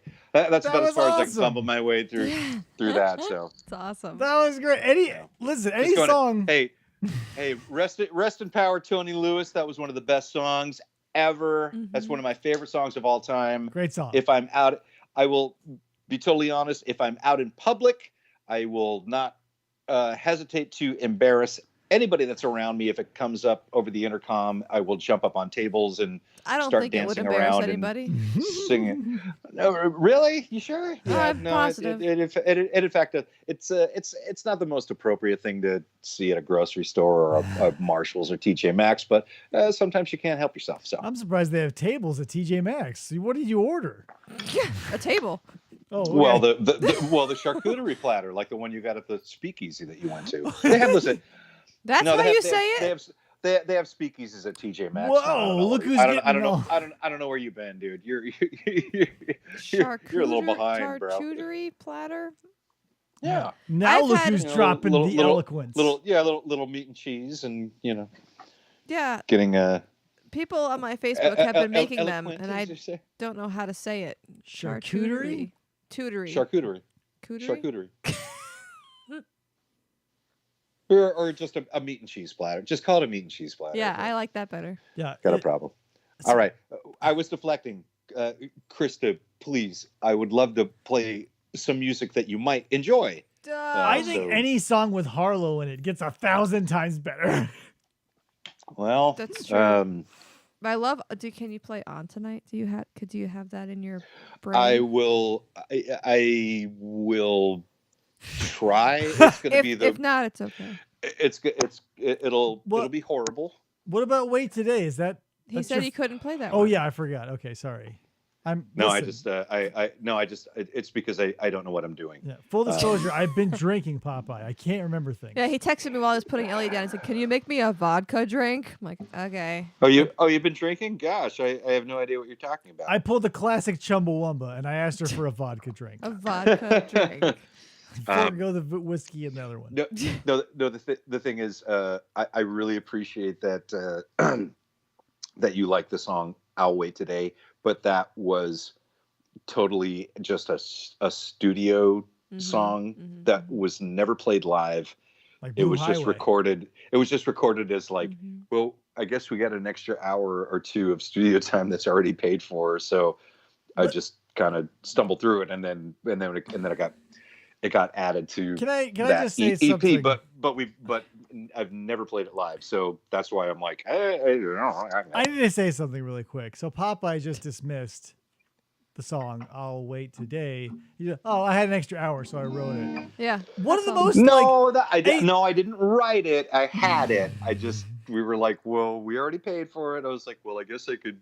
Anybody got an acoustic guitar? I didn't even own an acoustic guitar.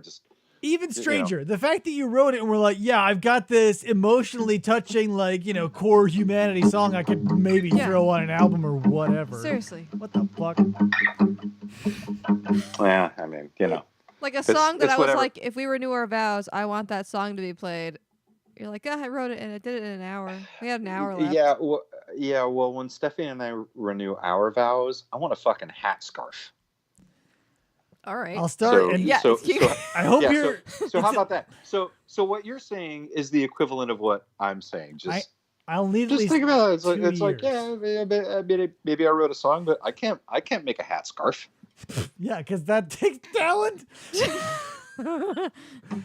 I can't. I don't know how. It's just a it's a thing. Everyone's got their skills. If we're going I made some pasta earlier tonight.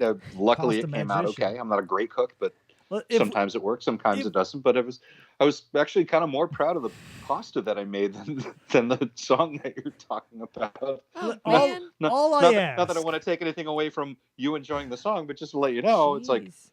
yeah, but that pasta Listen, and garlic bread was fucking You're great, insane. man. You're insane. If we are going to refer to the giant scarf from here on out, it is a harf. Half hat, half It's a scarf. harf. It is It's a Harlow harf. Yeah, it is a Harlow harf. Holy shit. Because guess what the other one is? You can't use because it's scat. Not good. It's a scat or a harf, and I went with harf because I don't want people to think I'm putting shit on my head. Oh man. All right, it's up to you, Popeye. All right, I'm gonna give this a shot. Krista, I apologize so far in advance because it has literally, it's been literal years since Your Favorite Train Wreck was an actual band. 2012. And literal, like think about that. Years, not weeks, That's days, fine. months, years since I have actually played this song, and I don't want to be like, although I'm kind of acting like it, I don't want to be like Frank Sinatra and have to hold up a lyric sheet to, what is it? I've got you under my house. Thing. I don't. What? You already tipped your hand. You said, "Let me Wikipedia something." Like Right. that train has sailed, Popeye. All right, I'll just give it a whirly bird. All right, We'll take it. got 20% on this battery and a Oh, good crap. attitude. Oh shit.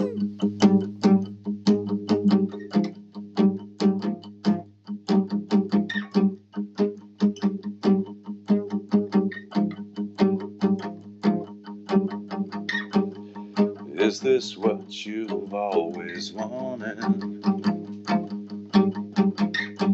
An endless road laid out for you.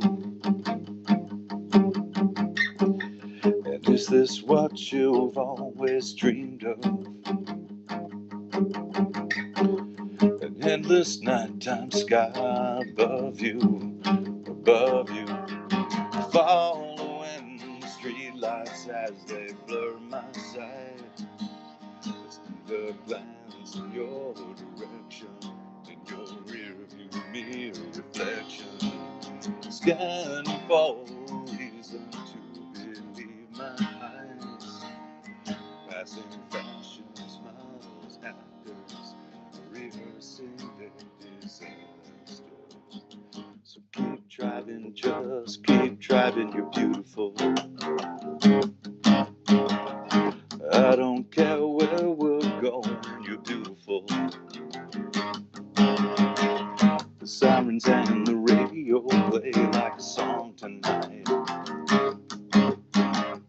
I wonder who would miss us if we were gone tonight. Gone tonight, gone, gone.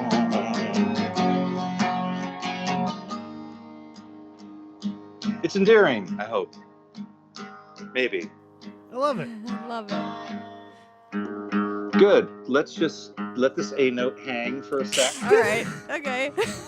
As the glass emerges. I'm right-handed. This is difficult.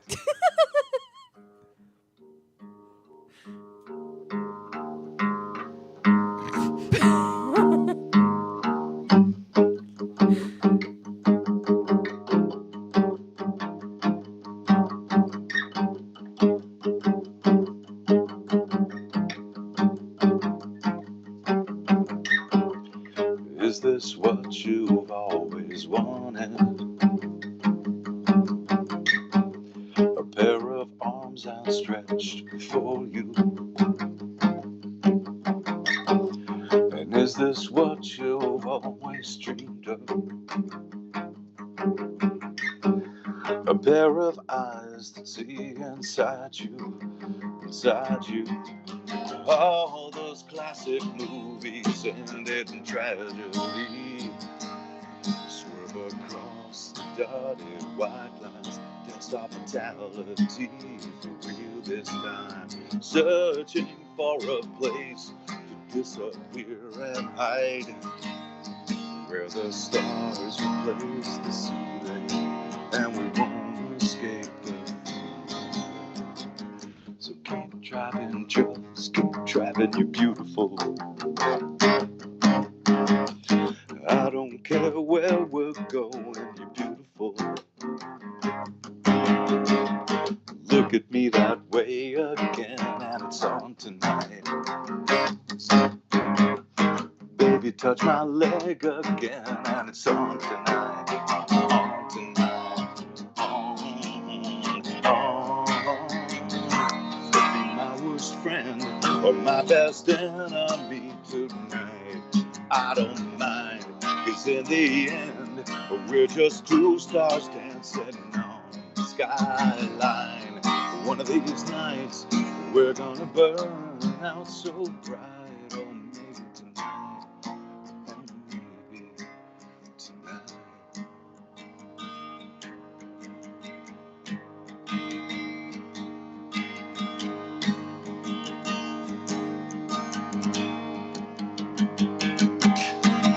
So keep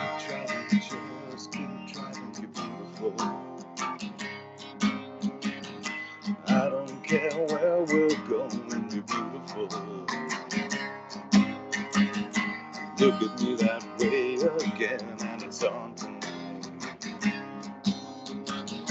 Baby, touch my leg again, and it's on tonight. It's on tonight. So keep driving, just keep driving, you're beautiful.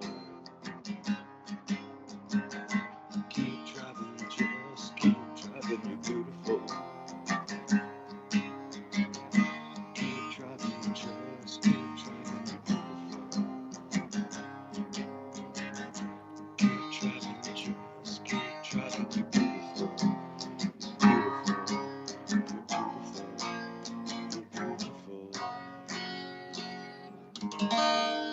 Bravo, Popeye. Oh, come You're on. amazing. No, that was one of my favorite songs. well. You should listen to the recorded version. It was much better. And thanks for stumbling through that with me. And I mean, I was singing I'm along. glad you like the song. Thank you very much. That's very, very kind of you. You know, not to come out of nowhere with this, but the album is still available on Bandcamp. You can get there's vinyl still available. If you're a vinyl person, I'm not a vinyl person. But if you're a vinyl person, it's probably never been a better time to be alive.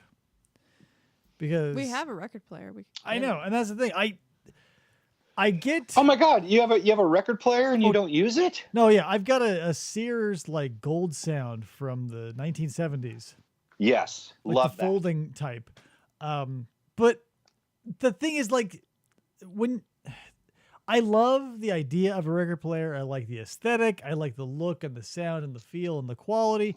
However, it's a pain in the ass to have to run over every 4 to 5 songs. Yeah, exactly. Oy. But if you set it up, we were talking earlier. We were talking about ascots and eloquence and and pipes and smoking jackets and things and libraries.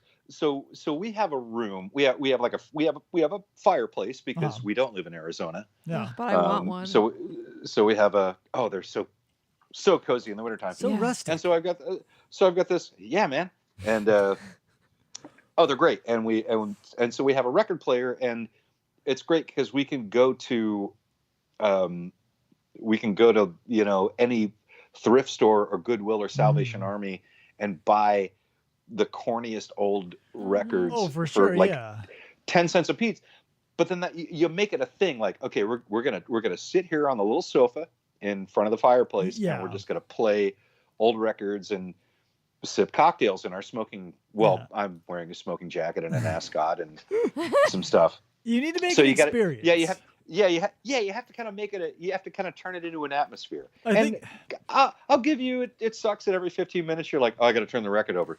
But that's a good time to freshen up your drink. If you drink like me, I mean, real quick, your cocktail is going to be needed to be freshened up in about 15 minutes, no matter what. So I think the time that the record player makes its biggest and most monumental appearances around the holidays, because we've got these 2 great holiday albums, all the classics, and so that I don't mind because we're like, it's a holiday, you're running around anyway, you might as well be moving around to get the record swapped, to hear the next song. However, I am a fan of old school digital media, and not digital, rather. I was going to say, is there such a thing as not digital? What is old school? I was going to say physical. I have a first edition iPod, bro. Digital, bro.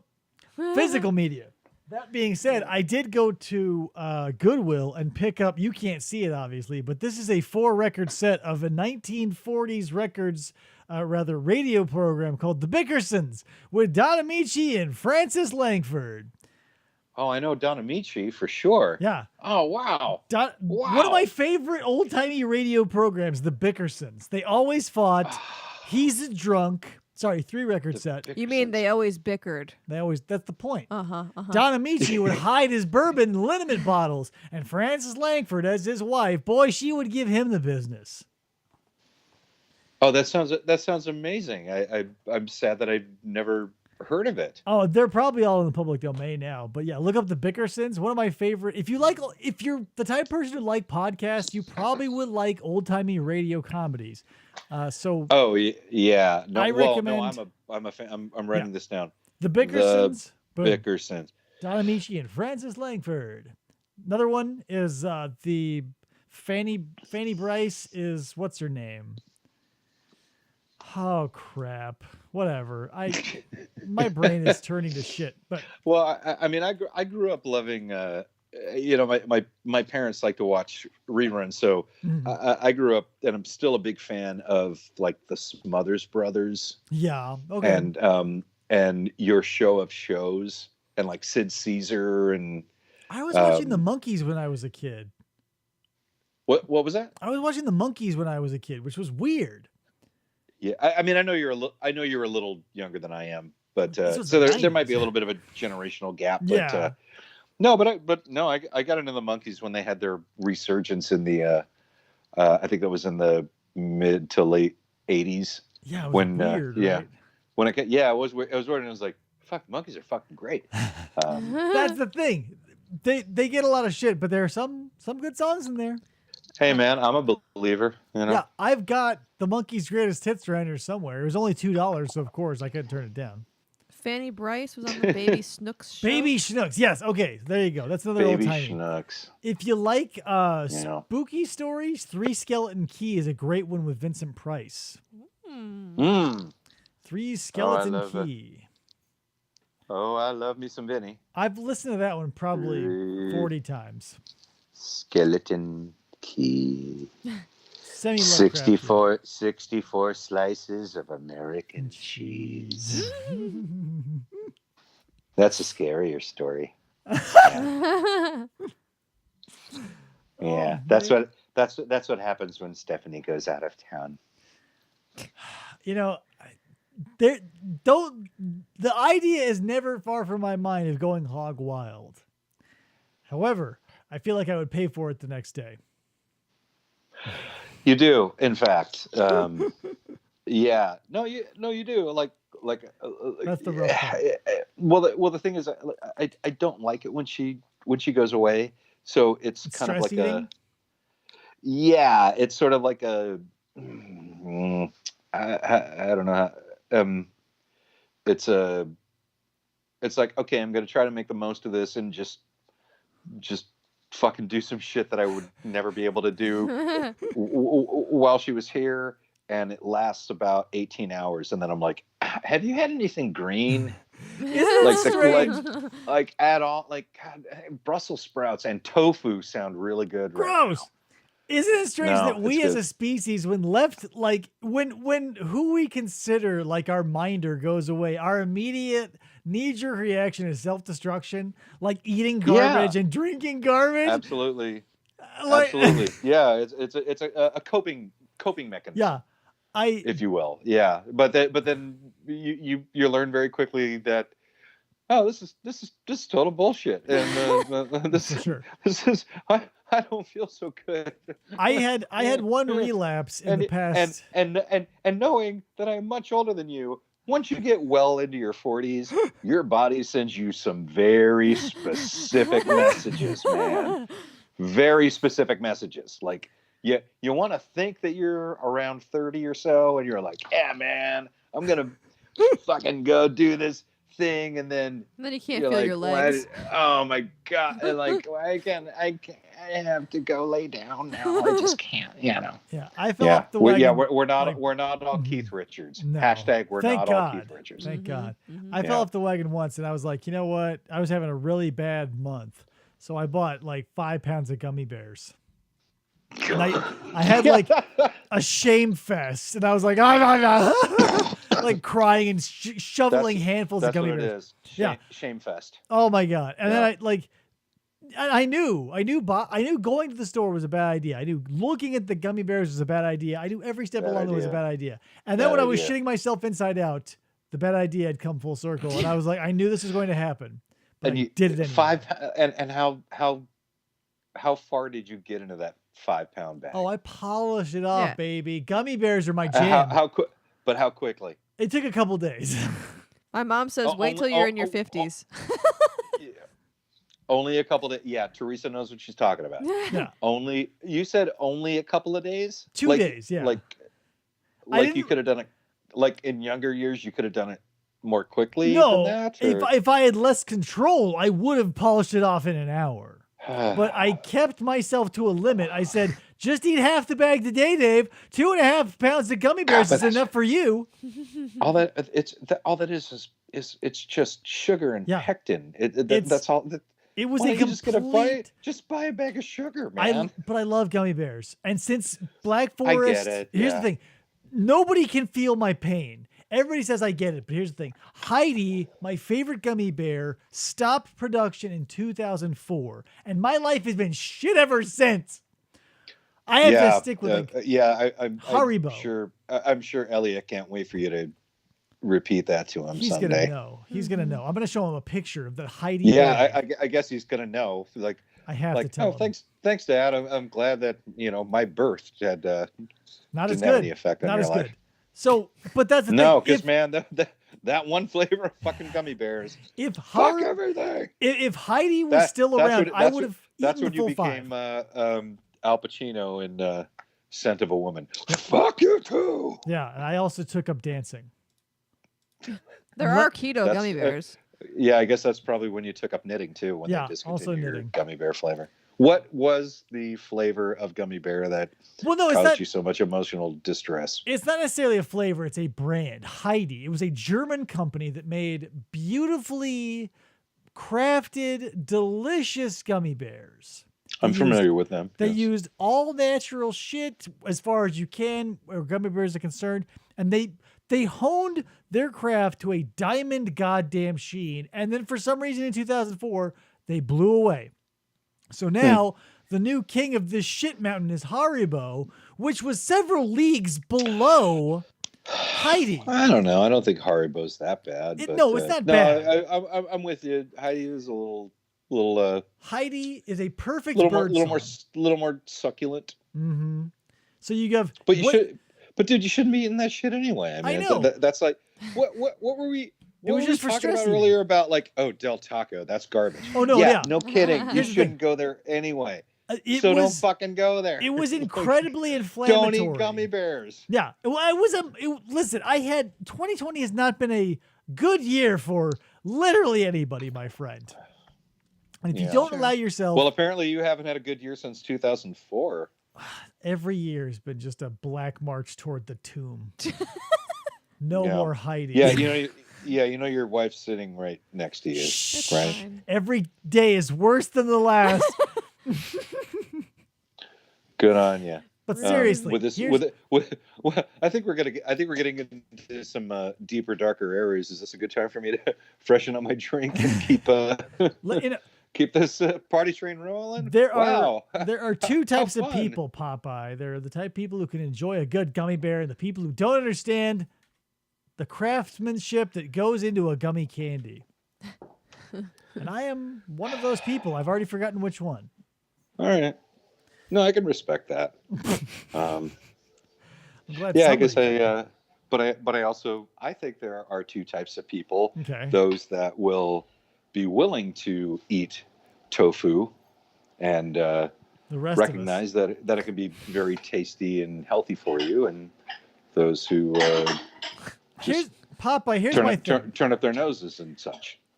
All the foods I eat. And think that Del Taco is garbage. Yeah, that's the other thing. Everybody thinks that. But all the foods I eat cannot be modified with an asterisk that you later, when you look up the legend, says, but don't eat too much of it. All the shit I eat is good to eat until I die. Nothing I eat says, don't eat too much or you'll grow big boobs or whatever. Like you're getting your information from the wrong places. All these conspiracy theory websites told me they were the truth. Okay.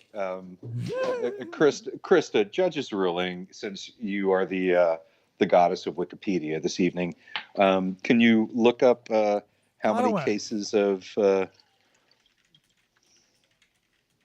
up how many cases. How much soy is bad for you? How much soy is bad for you? How is soy much bad for you? I feel like we're looking at a bathroom ceiling. No, I don't. No, it wasn't how much soy. It's how much tofu. Oh, okay. Well, soy is tofu. Yeah, isn't it the same thing? Mm-mm. Tofu is Different. soy. Tofu is a soy product. Well, just because you smash up the beans and make them into a curd doesn't mean that they. Well, yes, it does. Well, so by that logic, if I took a hamburger and smashed it up into the shape of a carrot, I could eat it. Well, then you'd have a Slam good burger dunk. carrot, but it wouldn't be, Like a burger carrot. But no, you gotta add other things to it and whatnot. I don't want to talk about soy. This is boring. I'm getting contradicting information, but gynecomastia is not good for men. No. So you might want to avoid that. I've seen many. I used to work in a testosterone clinic back when I first moved here, and they used to give anastrozole, I believe it was called, for the men to counteract the stuff when they gave testosterone. Then people were getting all this estrogen added, and now it was Because just your a body big. will convert the testosterone. We could do all kinds of physiology classes. Like, why don't we start a new learning stream? Curiosity stream, look out. Yeah, we'll call it people with no medical knowledge Yeah. talking about People who are medicine. not doctors. Making a bullshit on the spot, a.k.a. Hey, Dave Austin. Mark says tofu Yeah. is really only a worry if you have a history of breast cancer.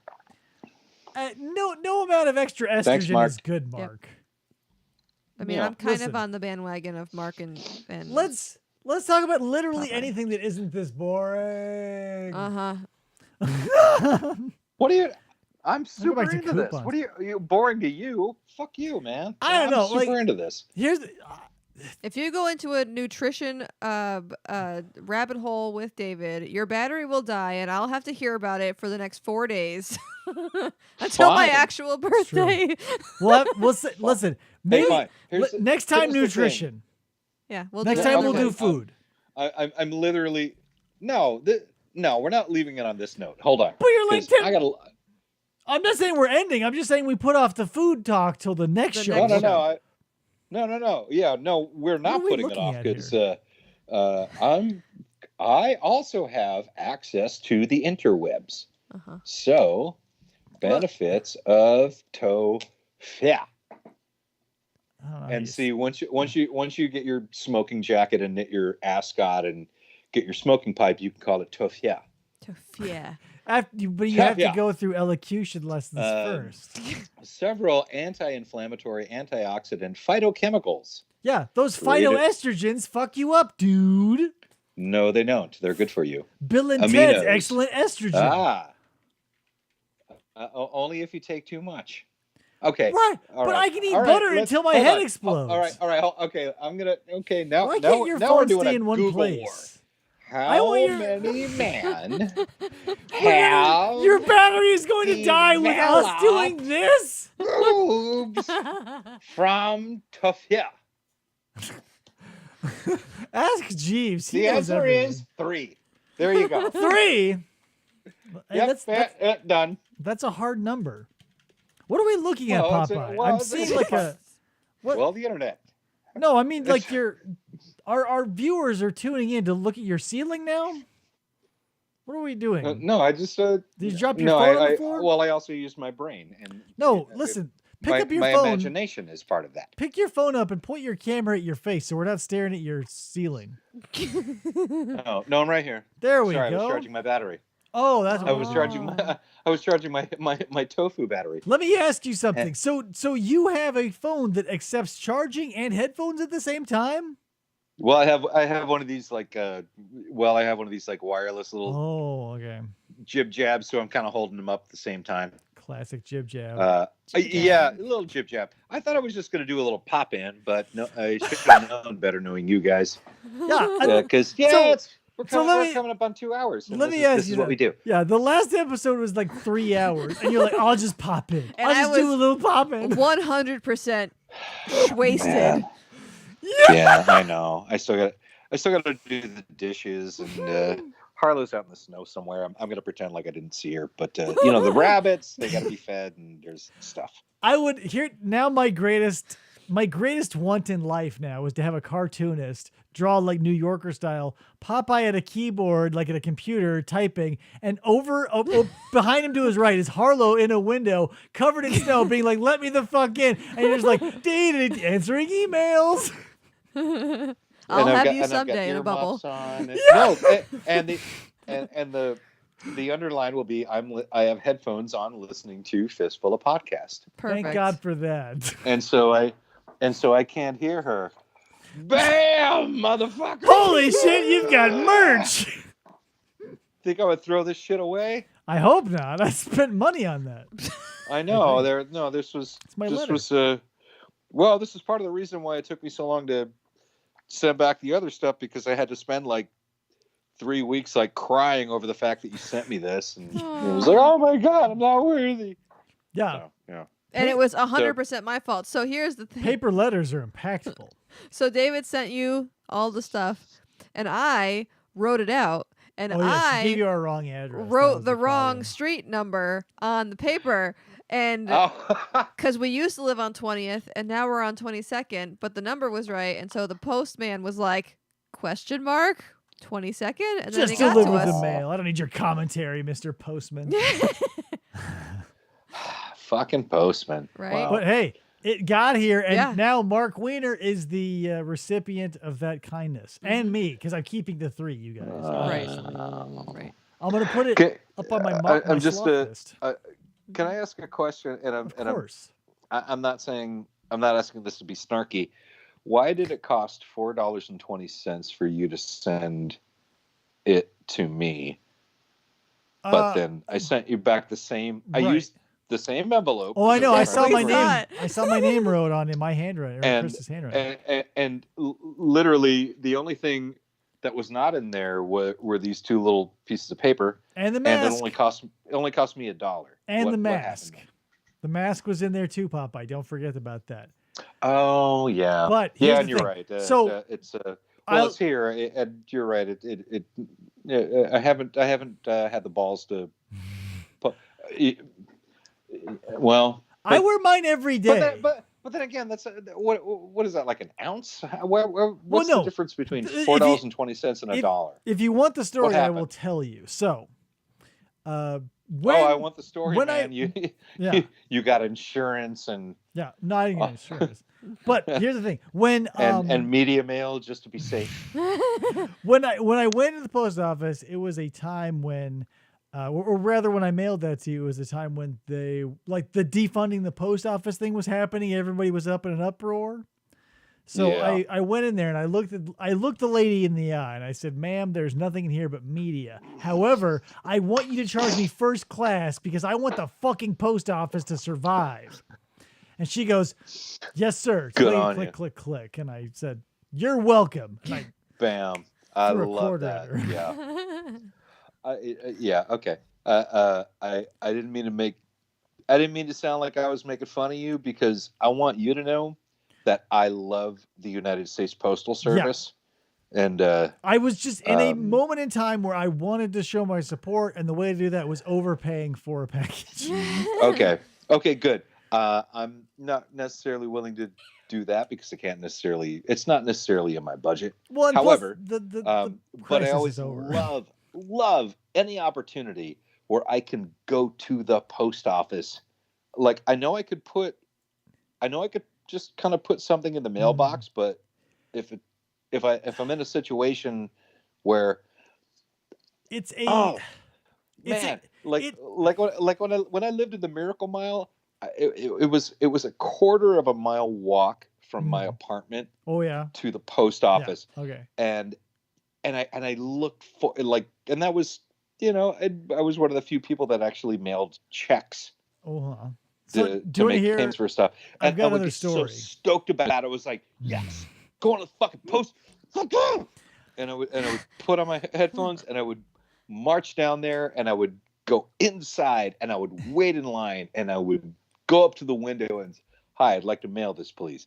And it's like talking to somebody who's on the front lines in the military. Like, I just wanted that opportunity to say, "Hey, thanks so much for what you do. And are you having a good day? And have you seen any good movies lately?" And you're preaching to the choir, Popeye. Great. I hope you have a good night. And it's like, yeah, man, Popeye, going.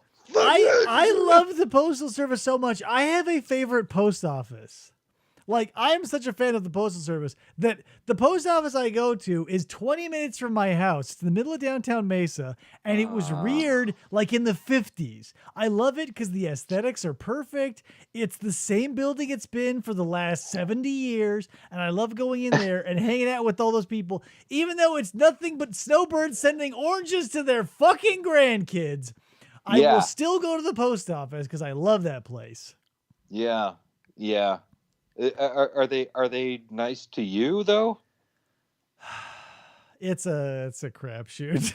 Yeah, because dude, I got that issue here in Packville because I go to my place and there's I live in a borough. I live in a village inside of a borough called Peckville.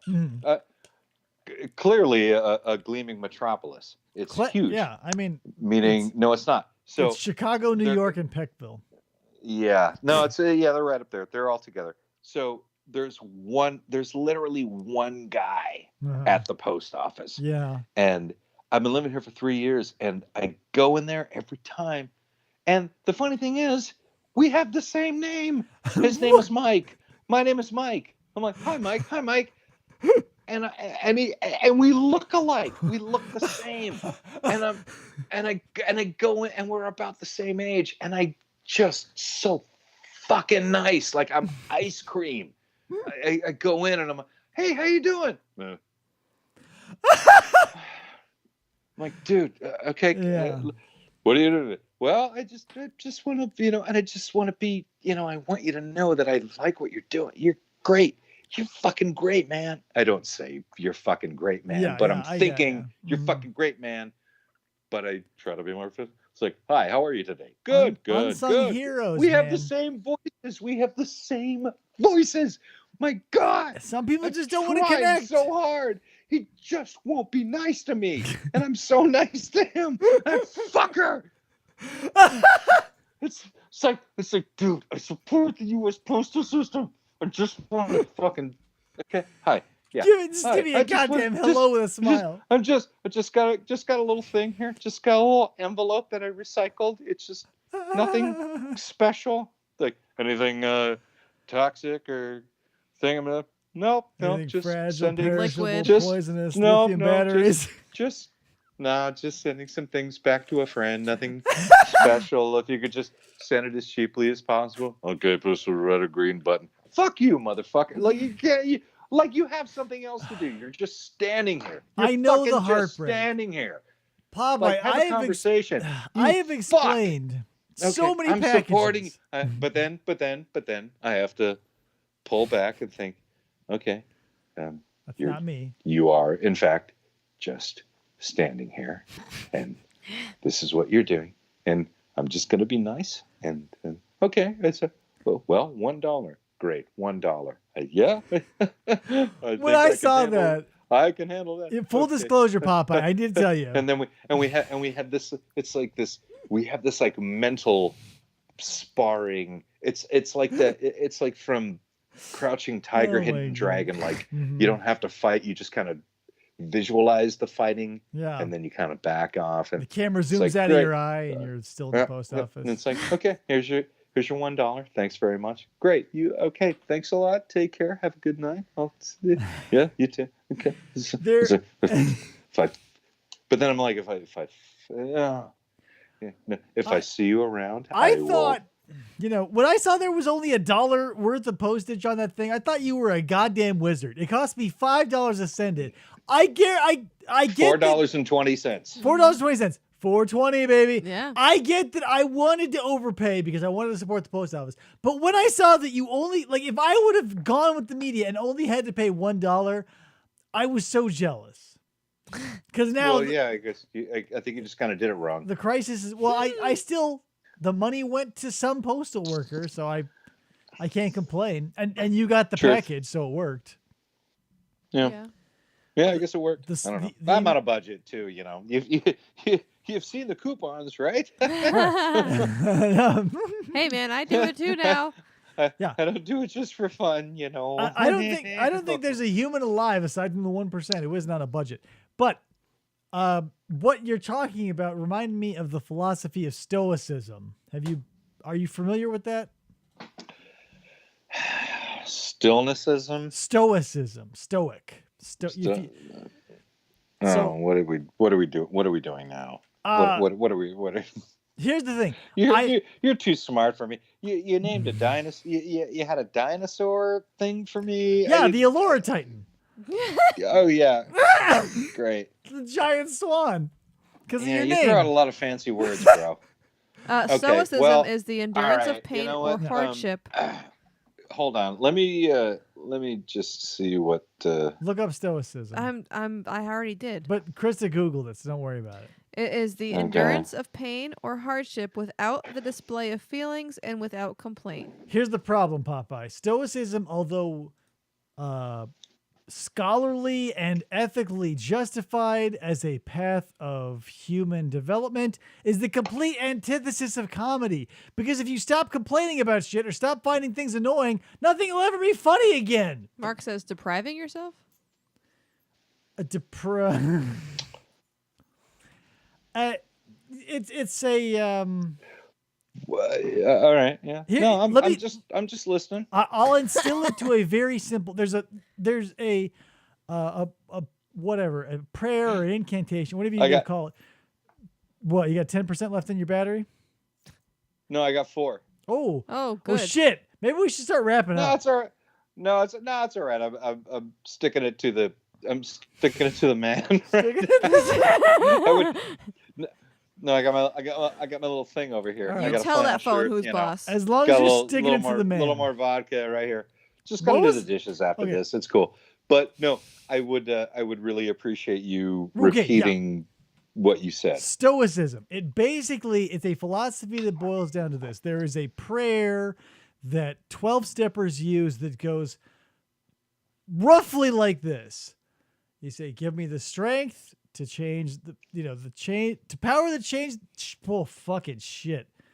David doesn't Give know me words. the strength and the power to change the things I can, and the wisdom and intelligence to realize what I can't.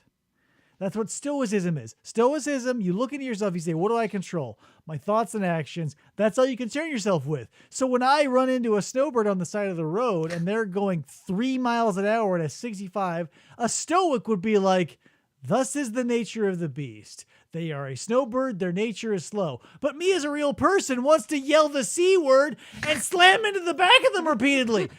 So it's a very sticky situation because you want to be like, that is the nature of that thing and you must accept it. But the other part wants to bust a forehead vein because I want to get to my fucking home. Yes. So Agreed. I don't know what to do. I find that it's a wonderful exercise in meditation and self-control, and something that I've learned. And David, I greatly appreciate you expressing your feelings to me. You're welcome. And yes, and it's okay to raise your voice. It's okay to use your outdoor voice once in a while. I will say that I have learned that,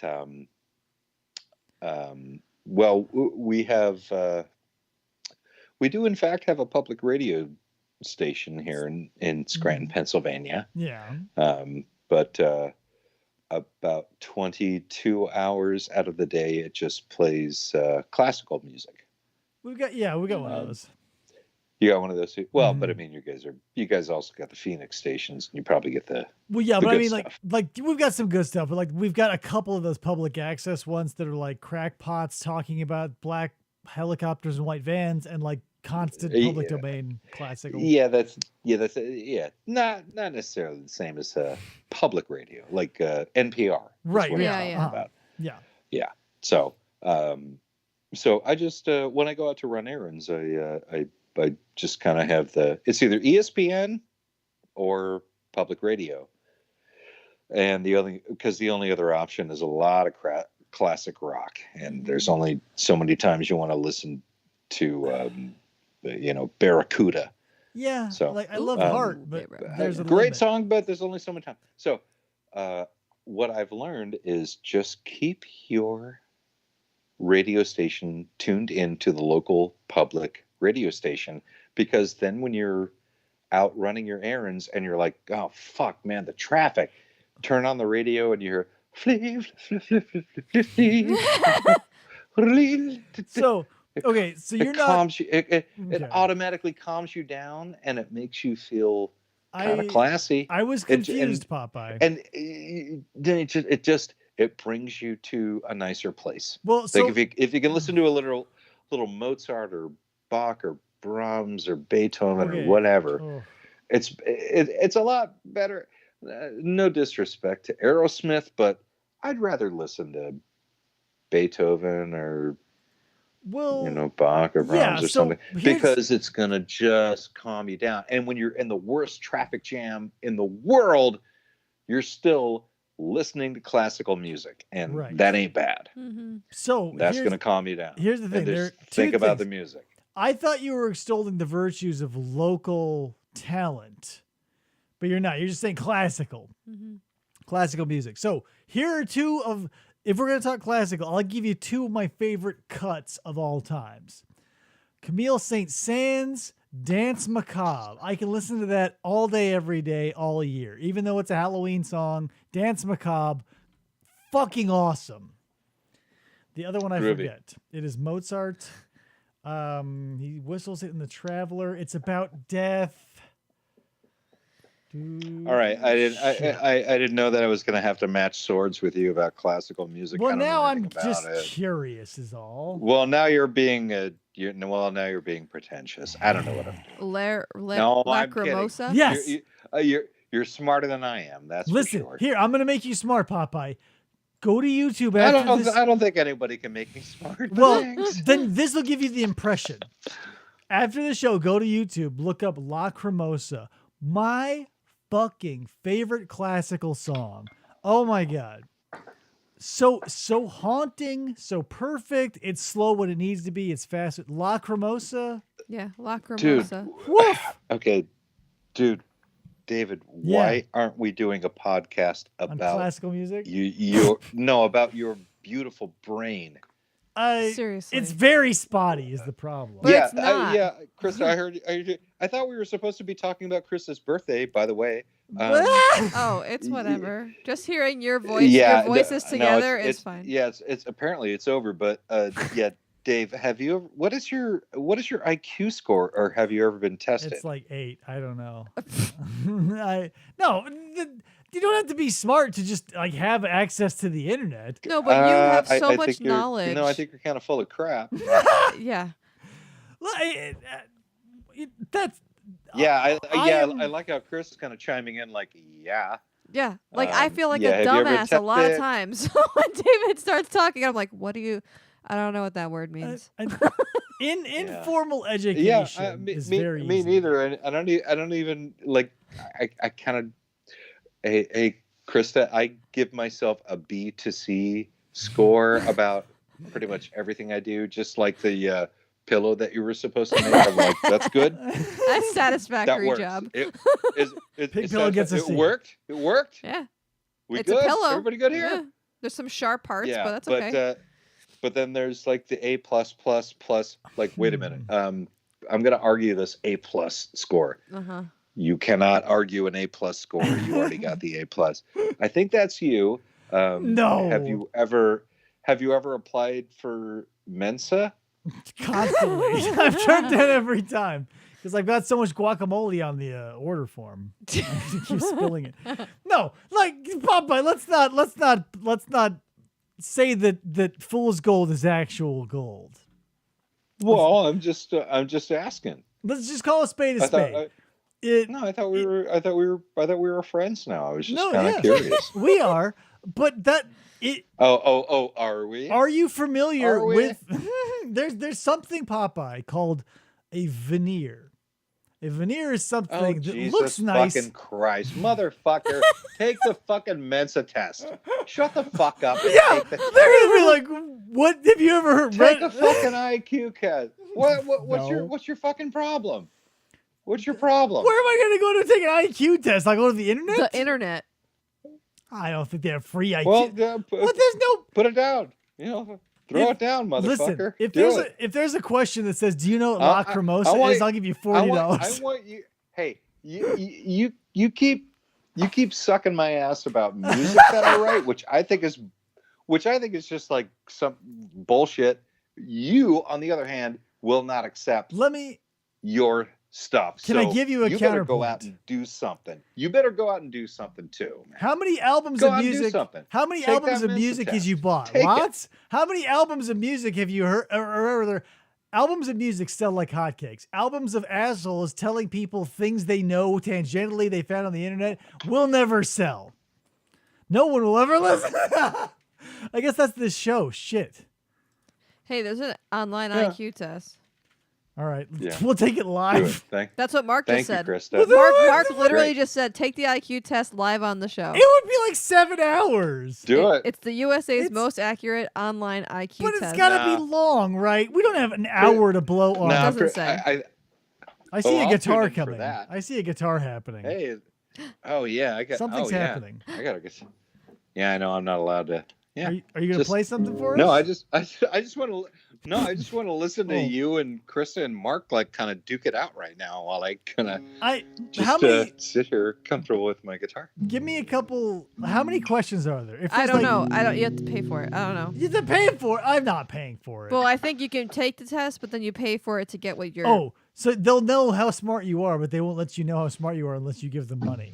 The demo IQ is offered free of charge. The certified IQ test is $19.99. Demo IQ. So they're demonstrate a part of my IQ. You have 20 minutes to answer the following 20 questions. 20 minutes. Oh, For 20 questions. All right, Popeye. Should I do it? Oh, but it's Yep. virtual. I can't. You Oh. can't. It's boxes. I can't. What? It's not words. It's boxes. Choose the appropriate shape to replace the shape that's missing. Like it's not. Oh. This But one that's, isn't That's not good. necessarily intelligence. That's like spatial awareness and like conceptualization. That's not intelligence. I'll have to do some research on IQ tests, and we'll have to make it Fucking another show. ridiculous. I see a ceiling on Popeye's screen. It's coming back. Don't worry. Yeah. So the intelligence thing is off the table right now, Popeye. Maybe that'll after our food episode, we could do an intelligence test. Like we episode. talked about this last time. All You right. guys have to make a list of the things you need to Maybe talk we'll do about. like a head-to-head intelligence episode versus a music test. Oh. Well, I'm gonna lose on both counts, so I've already got the Bickersons and the 3 skeleton keys that I have to research. That's a big workload ahead of me. Oh, 3 skeleton keys like a 25-minute. Let's see what else. Dave is. Sorry, I'm taking notes. Dave is smart. Dave is smart. SMRT. SMRT. My mom says I think Um, Popeye should sing the monkeys. Beg your pardon? My mom says I think Popeye should sing the monkeys now. Do you know Daydream Believer? Oh God. Well, that's a tall order. Okay. And plus, All right, Davy hold on. Jones has some Notes. big boots to fill. Krista is sassy. What a note. Sassiness approved. Teresa, I'm a journalist. You know, this is what it is. It's true, it's true. Teresa is SMRT. Okay. Oh God. Teresa is monkeys. Teresa is monkeys. She's bananas. Michael Nesbitt, Yeah. where are you? Subnote bananas. Subnote. B A There's N an A. A subnote. High parentheses. God, you guys, you give me a lot of work. I thought we were just gonna hang out. You guys. Well, you know what this show is basically? It's just an excuse for homework for guests. Hey, you want to know what my all-time favorite song in the world is? Cotton Eye Joe. It's "Faithfully" by Journey.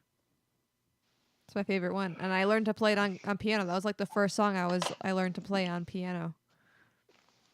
We're seeing the ceiling again, so something's happening. Are you willing to? All right, hang on. What is going on? Something. No, The camera is now facing. My mom backwards. says There I'm we where go. Krista gets her sassiness. It's true. My dad is not sassy. Full of sass. His family, a long lineage of sass. Krista, I apologize because my older sister was a massive Journey fan. Uh-huh. And we all grew up playing piano. And so I do, in fact, know that song. Ooh. Journey's a make or break band. Hey, Hold man. on. Something happened. Popeye froze. I think we lost him. Oh. Yep. Popeye, where did you go? His battery died, I bet. Oh my god. Popeye. Hold on. Uh-oh. Hold on. I fucking told him. He. The battery was dying. I said we should probably wrap it Hey, up. but he was gonna tell it to the man. Yeah, I know. He was sticking it to the man, but here we are. Now we have The Skype noise. now we have the Meow. Skype noise. Mark said, I think Popeye fell down. It's possible. But I can see his Skype screen. Oh, no. Yeah, so let's get rid of all that. Oh. Let me try it was until your battery dies for a reason, because you knew it was happening. You knew this was coming, Popeye. Oh shit. I just asked him, did your phone, Popeye? I wonder if he's not even on anymore. Let me close out of Oh, you everything. closed me out, too, of the Skype? video. No, the Yeah, video. well, because you're both stuck on the same. Oh, we're on the same thingy. Yeah, so let me fix and or find and or get Popeye back. Maybe. Oops. Okay. Do. Blame it on the rain. If Mark says he had it with us. And he Maybe. just hung up. He He's hung like, up on me "Fuck it. straight up I'm not last singing time. Journey for these people. He did Alright. hang up last time. But after telling us that Cousin Oliver was the drummer. Right. Hey, you know Cousin Oliver from the Bam. Brady Bunch? Click. I've got that audio. Maybe I'll release it someday. You should. I think Popeye is gone. I Oh. think his phone has left the land of the living to visit. He owes Other me dead faithfully fathers. then.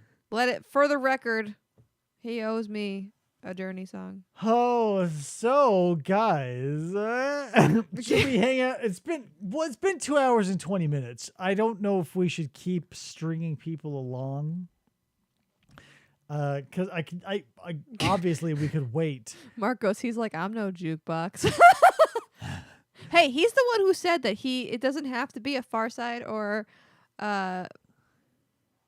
the other band song. Right. I think we are just left with, I told him, Yeah. anytime your phone's at 4%, I don't, Anything under 20. Like, why? I 10 would have been worrisome. But here we are. Oh, I'm at 4%. It's fine. 4%, he says. I'll sing a song. Why not? I'll use all my battery up to get my guitar and use all that video.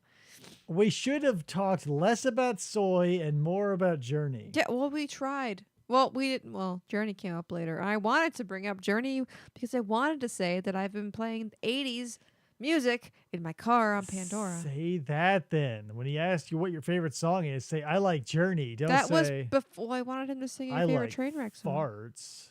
Your face is a fart. Popeye. I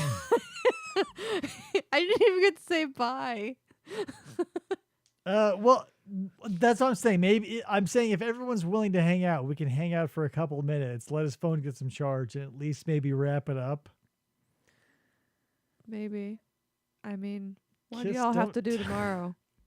What? So all this. So now I turned my phone back on, trying to get in contact with Popeye by another means, and Mark Wiener sent me "Kiss, Don't Touch My Ascot." Yahoo! God damn it! Yahoo video. This is all the ascot talk on this show made me think of this. I'm gonna have to watch that later. Yeah, guys, I think that's going to be our anticlimactic. Mark says I got ending. about 5 minutes. He says. Yeah, I don't think he's coming back in 5 minutes, Mark. So obviously we'll have to work him on to the show again, and we'll do the Journey song then. But hey, everybody who showed up, thank you. If you knew about the secret, thanks for keeping it. PJ, I owe you one. Doing me a solid like that. Did my mom know about it? Yeah, I totally told her. He was acting a little fishy. Hashtag Flamingo Friday. If you use the code Flamingo until December 1st, 10% off all of our merch in our merch store. All the Flamingo stuff, all the Be Like Popeye. Good time to bring it up. Be Like Popeye. Except when it comes to charging your phone. Don't be like Popeye. Don't call with 50% on your battery. I don't know what he thanks, started Mark. at. Thank you, Mark. What did Mark say? Happy birthday. Happy birthday. It's not till Tuesday, It's but not till Tuesday. that's Yeah, fine. but Fridays is when we stream, so I had to put everything together. So, what else? Have I covered everything? Flamingo Friday. Flamingo is a 10% off. It's Christmas coming up soon. Thank you for putting this together, David. Yeah, it was. At any point, I feel like just the tugging of a thread would have fucked up the whole shebang. And I was like, please, Popeye, please don't slip up. Don't slip up and tell her. My mom said not that it was Popeye, and he told me long after you left. Oh, did you tell her today? Yeah, because Oh. I was like, because full disclosure, I think I told Mark too. I told everybody. Like, the only person who didn't know was you. Like, I told PJ, I shit. told Mark, I told your mom, but I wanted to make sure, like, especially for your mom, I wanted to be like, don't miss this show because it's gonna be a surprise and wink, wink, and all that other good shit. Mark says this was a blast after a shitty few days. Oh, you ain't telling me, man, Mark. This is off the rails now, but I've been having to cover front desk at the place I work where I'm usually in the back and don't have to interact with people. And it's been a stressful couple of days, and this has been a nice way to unwind. He said you so- did tell him. Mark said you did. Yeah, tell I him. totally did. I was like, hey, check it out, Mark. Show up to this show. And don't tell Krista I told him. Or I gotta smash your thumbs. Yeah, so guys, once again, thanks so much for showing up. Anticlimactic ending for Ugh. Popeye, obviously. I'll obviously get in touch with him later. Poor PJ was like the placebo guest. Yes. Hey, and I was super into like talking about beer, and then all of a sudden he was gone. And that's the thing. I knew I had to really flesh out PJ. So I said, Popeye, we're not going until like 7:40 because I was going to make it hard. 7:30, 7:35, 5 minutes, 5 people, we start. So I knew that Popeye, bam. Like that. Here's the thing about like plans, man. They're complex. And if one piece breaks, the whole thing's fucked. Like, full disclosure, a little behind the scenes trivia.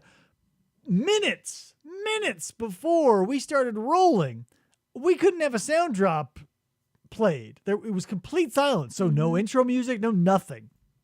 Not that it's been played a lot during the show, but no intro sound. Like, that's fucking important for a show, is the theme song. Yeah. So we're constantly grappling with problems like that. Anywho, guys, thanks so much for showing up. Mark, get in contact with either me or Krista. Send me a DM. I'll send you out this Farside album that Popeye signed. Fuck it. I'll give you the Slothfist album too. You're a fucking punk dude, so we'll do it. Yeah. I'll send you both those albums. What? And And a sticker. a sticker. I think I've got. Oh yeah, have I've got. more. So yeah, okay. I'll show those. So, I sent most of my stickers out to everybody, but Mark, you're gonna get one of these, baby. Maybe 2. They're not in focus, but it's our logo. I had it made as a sticker. I'll send a couple of those in there since you were, you're a punk dude. Yeah, guys, thanks for showing up. Hashtag Flamingo Friday. Yeah. Show up next Friday for a new thing that I'm going to try that might suck. But here's the thing. Everything I think that will not work has been going over gangbusters. So I don't know. I don't get it anymore. You guys are fucking crazy. Thanks for watching, for listening, for supporting, whatever you do. I appreciate it. And we will see you next time on Now That My Kid